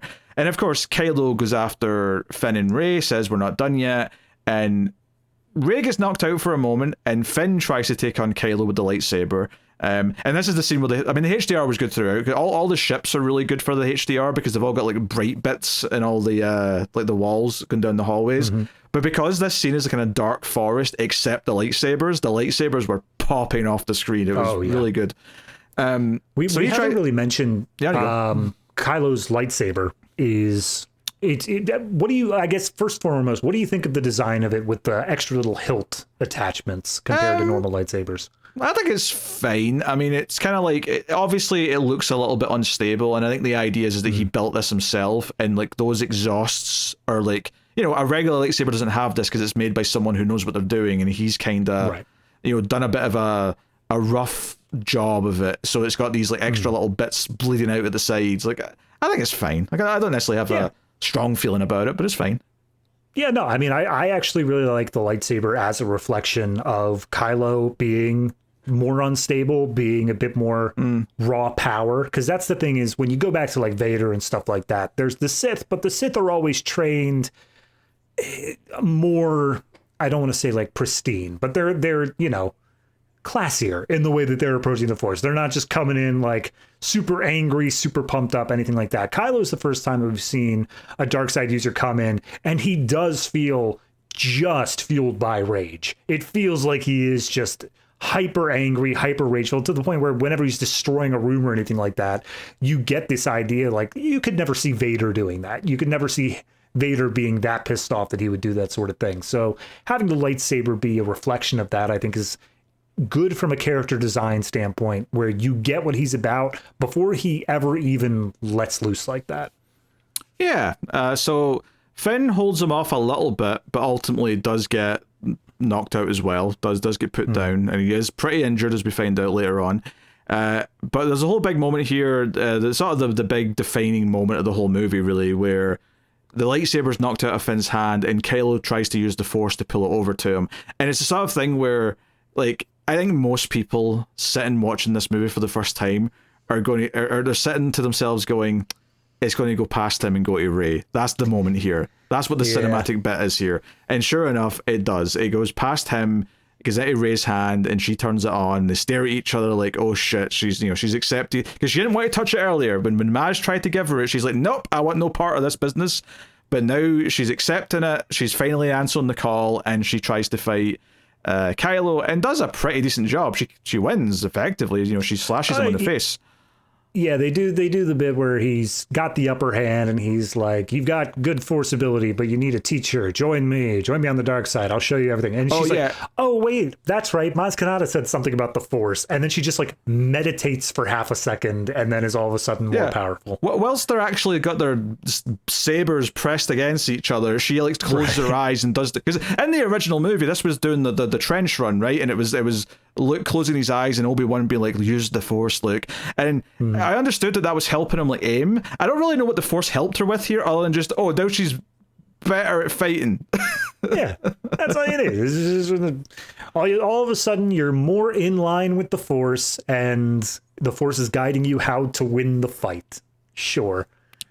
Whatever. But she wins, which admittedly, you know, if I'm trying to be critical, I'm like, should she have decisively won this fight? Does that maybe hinder the potential of Kylo Ren going into the rest of the trilogy? Should he be Like, it feels like she should maybe just narrowly escape as opposed to decisively win the fight to me. But, just because it's the first one. Because, I feel like defeating him should be movie 3. The movie 3 is where she wins, I would assume. Yeah, but you still need to have the win here. Because obviously, like, New Hope, Darth Vader was in the TIE fighter. He had locked on, and then he gets blown away the Millennium Falcon. So they did win against Vader in that movie. Well, yeah, but not in a one-on-one fight is the point, though. Right. That's very different. I'm saying here that, maybe like have her just hold her own long enough for Chewie to show up in the Falcon. He can fire some blast, which makes Kylo retreat or something. I don't know. Yeah, that's the thing, is it does feel decisive. In the terms of the emotionality of the movie, it feels decisive because she lands the shot on the face and he's down flat on his back. However, technically the Earth does split open and separates them from being able to fight anymore. And so we aren't able to get like, one of them is killed or anything like that, or at the very least, like it's ended in that sort of way. Yeah, don't get me wrong. Obviously, depending on what direction they could have went in, I could have been wrong here. Depending on like maybe they were going for something more nuanced. Obviously, it gets kind of muddy when what they actually do in the next movie. But if we're doing a straight 1-to-1 kind of good versus evil thing, it feels like he shouldn't be made to look weak at the end of the first movie. He should come out still looking quite strong, and like the heroes like won the day, but just narrowly escaped him because he's so good. That's the way it feels like it should go down, typically. I mean, typically, yes, but I think that's actually one of the few, I wouldn't call it a mystery box, but one of the threads that JJ was kind of setting up there for the next movie is this idea of Kylo. They've already have set up that his entire character is that he's trying to live up to the idea of what Darth Vader was, this super hyper powerful character. I think this loss, this idea that he was beaten by a novice, is so powerful towards being able to motivate his character forward in future movies that it would have resulted in a lot of great storylines there. Well, I mean, potentially. Yeah, I could see them doing something with that, where that fuels him in a way where he builds up over the course of the second movie.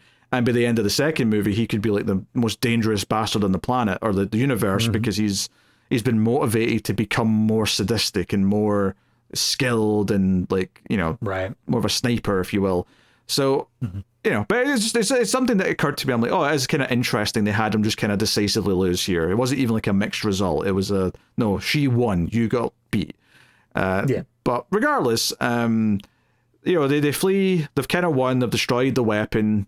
That's all good. I mean, they do the equivalent of the trench run, but again, it's not as impressive. They just show him coming in and then firing him. And the whole thing is that they're basically got batteries that hold in the solar charge and they just blow those up. So the whole planet destabilizes. Yeah, I honestly, like, all of the stuff with the fighters, like, doing all their side of the climax is just a blur in my mind. I couldn't tell you anything that really happened with them. Yeah, I agree. It's especially, I would say the ending fight scene is worse for it because you have it in the two phases. You have them making their initial approach. They realize, oh, we can't attack yet because it's still too heavily defended. And then once they blow up the rest of the building, then they come in for the second run.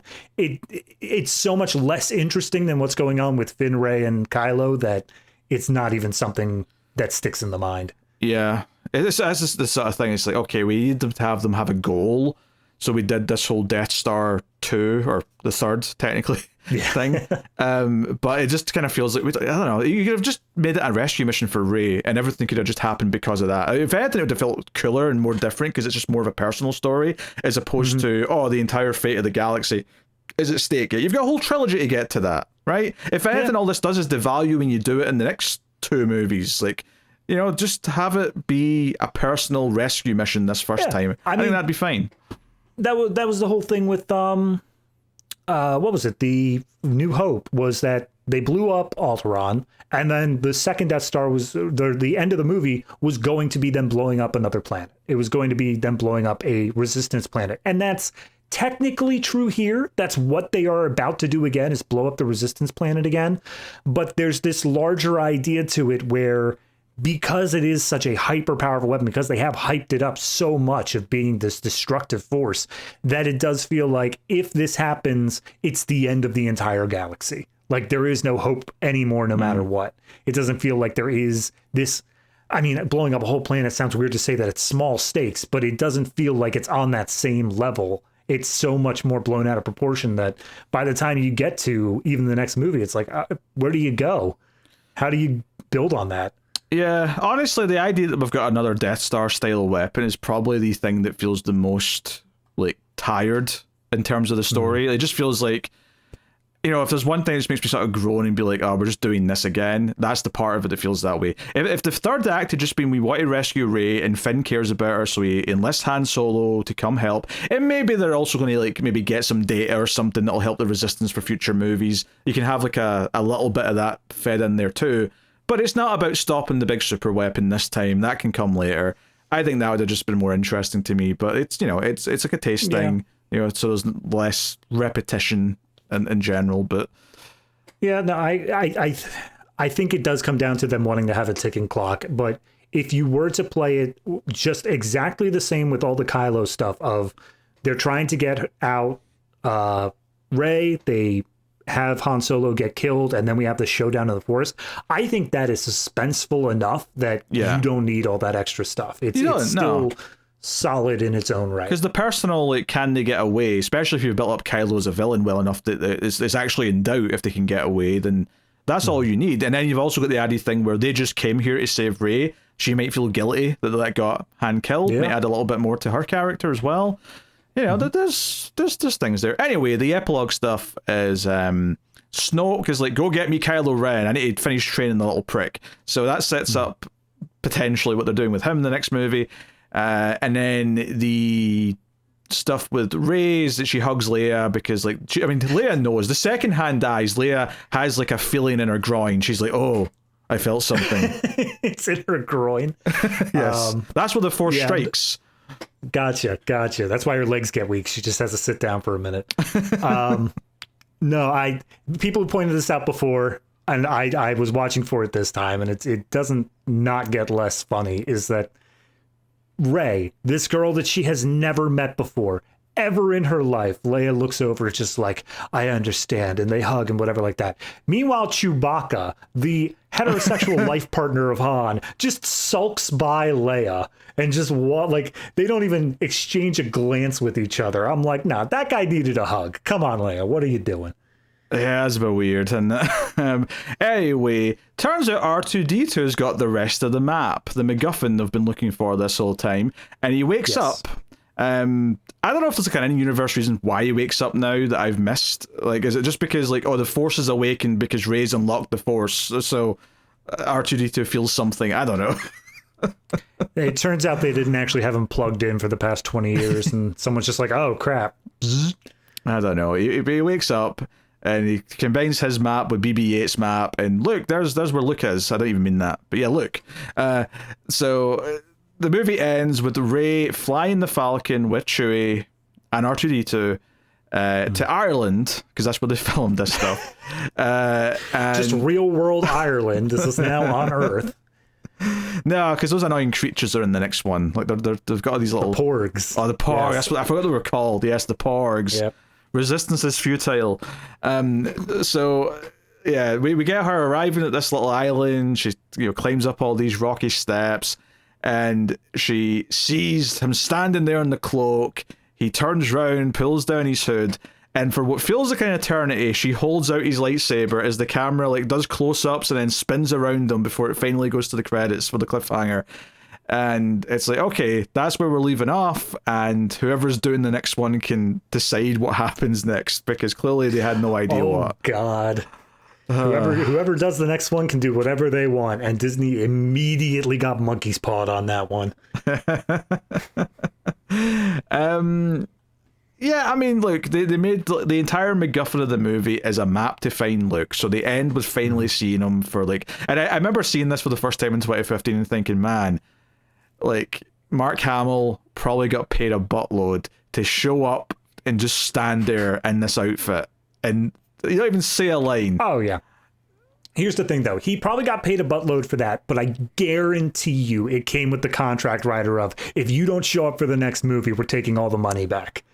Well, yeah, obviously, they always do multi-picture deals for these things, but I just think it's funny that he get paid for 2 movies instead of 1 because of just this like 30 seconds at the end of this, right? So I just think that's hilarious. But yeah, movie ends. Over. Yeah. So there's I don't want to say that it's not a decent ending in its own right, because I think that if you build up to the idea of where Luke Skywalker is, then like it's fine. You end it with the cliffhanger of like, okay, well, we've got him here. What are we doing? I mean, the next movie? This is specifically one of the things where knowing what the next movie is makes this scene much, much worse, because this scene like the whole movie's been building up to finding Luke as if he's going to be the most important thing in the next movie, and then knowing what they do with Luke in the next movie does make this feel like a bit of a, oh yeah, this is what we built up to, and I know where it's going now. Yeah, and even then, I conceptually, if you just like take the big picture and put it down on paper, I don't even mind where it goes in the next movie that much. But it is just kind of this thing where this was the part where I'm really checking my watch. Like you said, it feels like it's going on forever. It feels like this is something that's big. And I'm just, as I play back the movie in my head, I'm wondering, do we cut it as they get into the Falcon?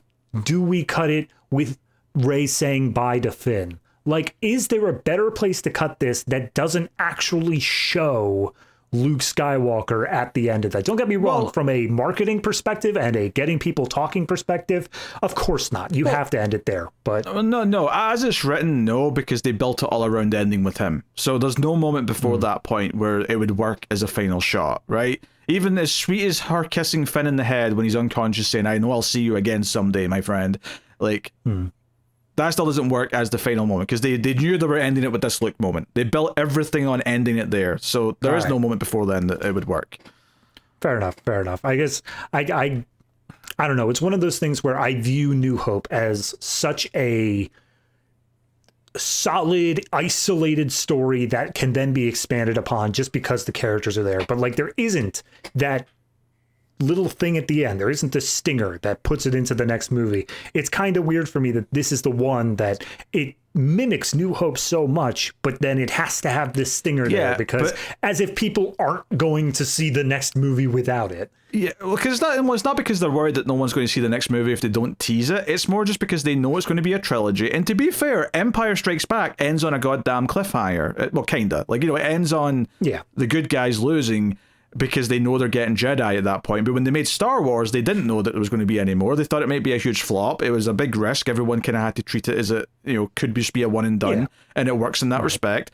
But nowadays, they're always going to tease the next one because they know, or expect at the very least, that they're going to get the next one. So, and this especially is like, no, this is the part of this is the start of a trilogy. You're setting things up that others can come in and do. Now, admittedly, do I agree with the idea that it should have been split up between people? No, regardless of like what I think of this movie or JJ as the person to do it, I don't really like, that's a separate opinion. But if you're going to like say we're doing a trilogy, then I am of the opinion that that should always be under the direction of one team who's going to make all 3 movies and tell a story from the start to finish throughout the 3 films.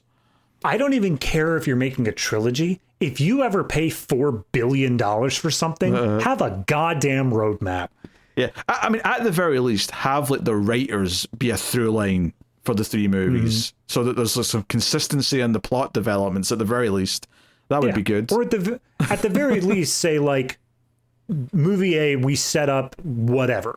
Movie B, we pay off whatever, set up this whatever. Like, you can have the individual beats in the in-between, B, whatever, but you have to know the direction you're moving in. Because, again, when you bring in these directors and they have such wildly conflicting views, that's where you end up with problems.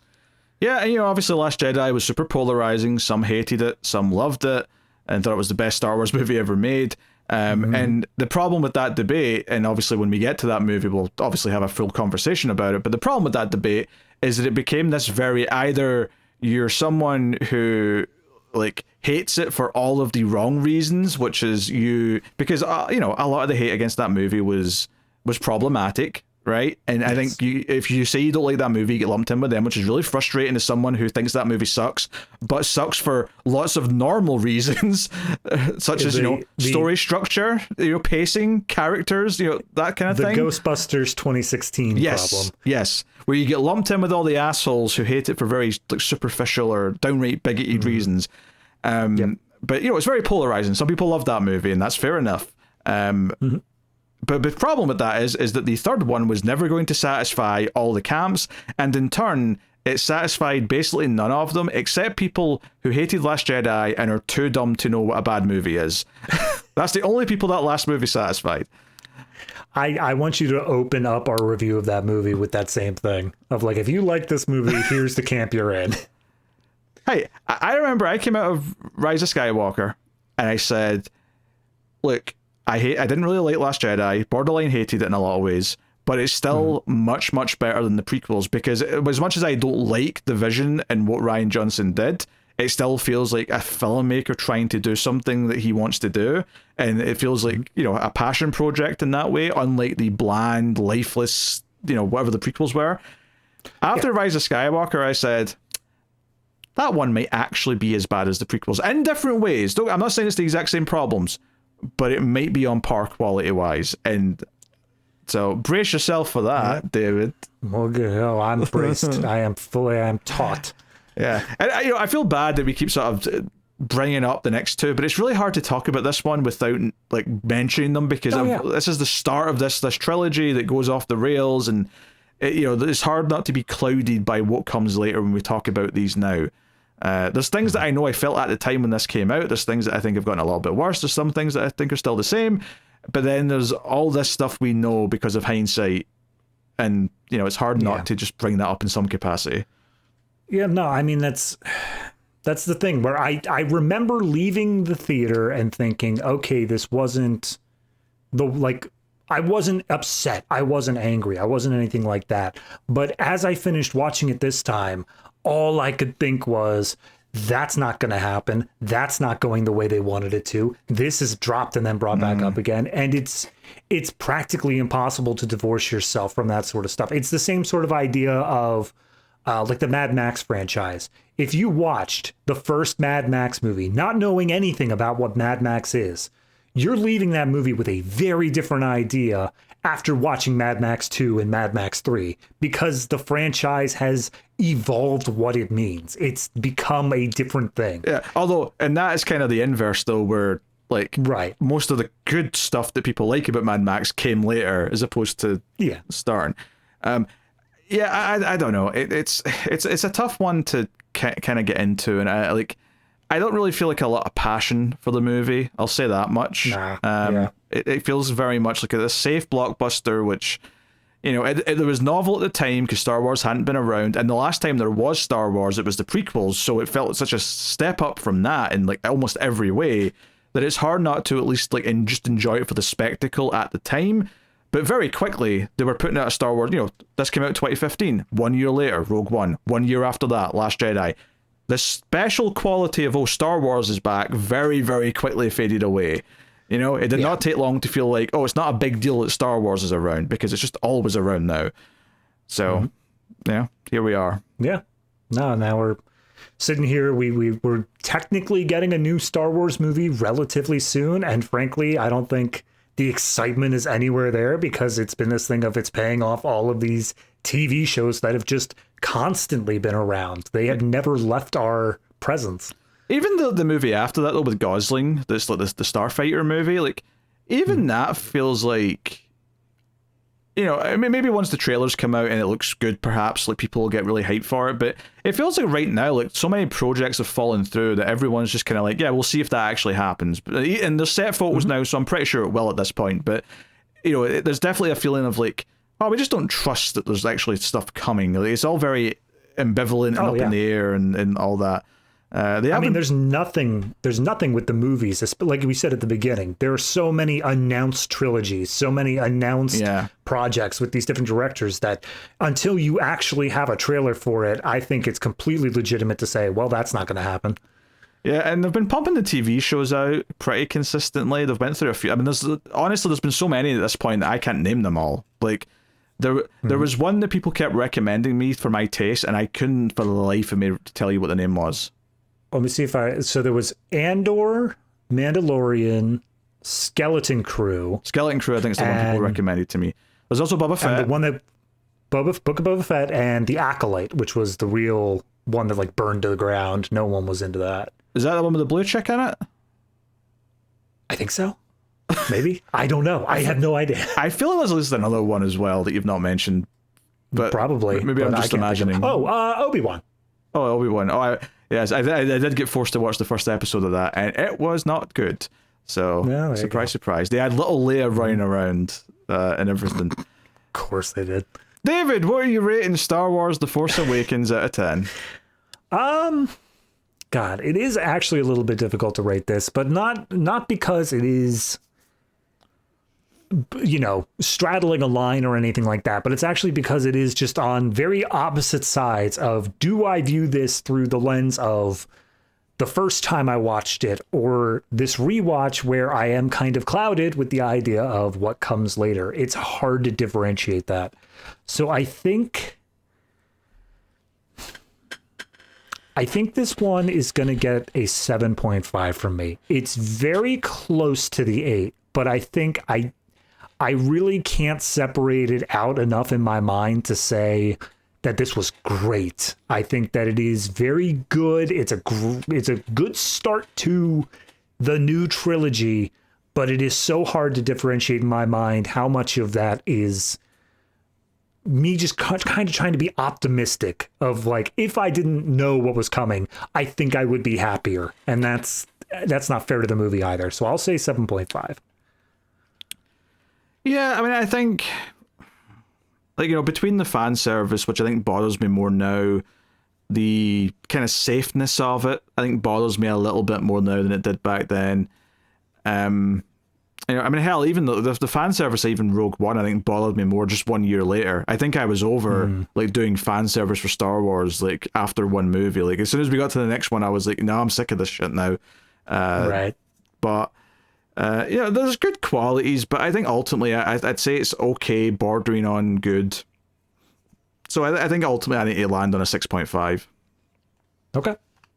I think that's where I'm landing, because it is definitely lower. It's definitely a full point lower, give or take, from whatever I gave it back in 2015. But I think, these things evolve a little bit in time, and I think looking at what has come since, not just Star Wars, like I said at the start of the review, like all these other movies that have kind of taken a lot of this movie's teachings, it's hard not to be a bit more critical of it. And I think also as well, as much as you're saying, I think someone may say, oh, you're being a bit too hard on it because of what's come since. I also think it's equal to say that there was a bit of a rose-tinted glasses in the spectacle of having Star Wars back, and now that that's faded, you can also be a bit more, honest and a bit more even about it. So yeah, 6.5 for me.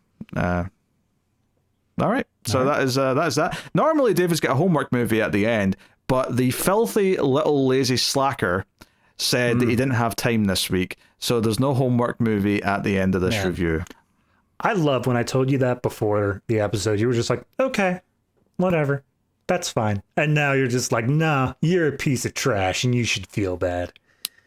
I'm sorry, were you expecting anything else? No, I was expecting that. I could have written that down on a piece of paper and held it up right now and been like, check it out. I had this ready for 2 hours. Yep. So no homework movie. But of course, I'll tell you what's coming next week on the Atomic Cinema Experimente. Next week, we are looking at Scanners 2, talking about franchises coming back for a triumphant return. The sequel to David Cronenberg's Scanners. We're going a little bit more lower scale for the next one, but that's okay. We have to bounce around a little. So that's what's coming next week. Obviously, Collector's Cut's got 70s thriller season going on. What? I'm sorry. I just looked up the subtitle. Scanners 2 is New Order.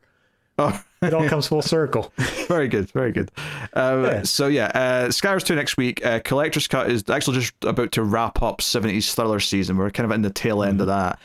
Before the next season begins, which we don't know what it is yet, because it's a vote for the patrons. So by the time it goes out, I'm sure we'll know, but right now we don't. So that's that. And then, of course, Octoberthon's getting ready to start over on Streams After Midnight. And you can, of course, get more of all the shows and get Extra Reels, which is the show where me and David do some of the worst movies of all time once per month. This month's movie was a little ditty called Love on a Leash. And it's one of the funniest movies we've ever reviewed. So if that doesn't sound like a fun time, you can go check out that review if you're a patron or a YouTube member. Thanks to everyone who already supports us. And you can also support us by liking, subscribing, giving us 5 stars on your podcast app, all that good stuff. But that is the show. So thank you very much for joining us. We always appreciate it. Keep watching science fiction and computer ad salsa.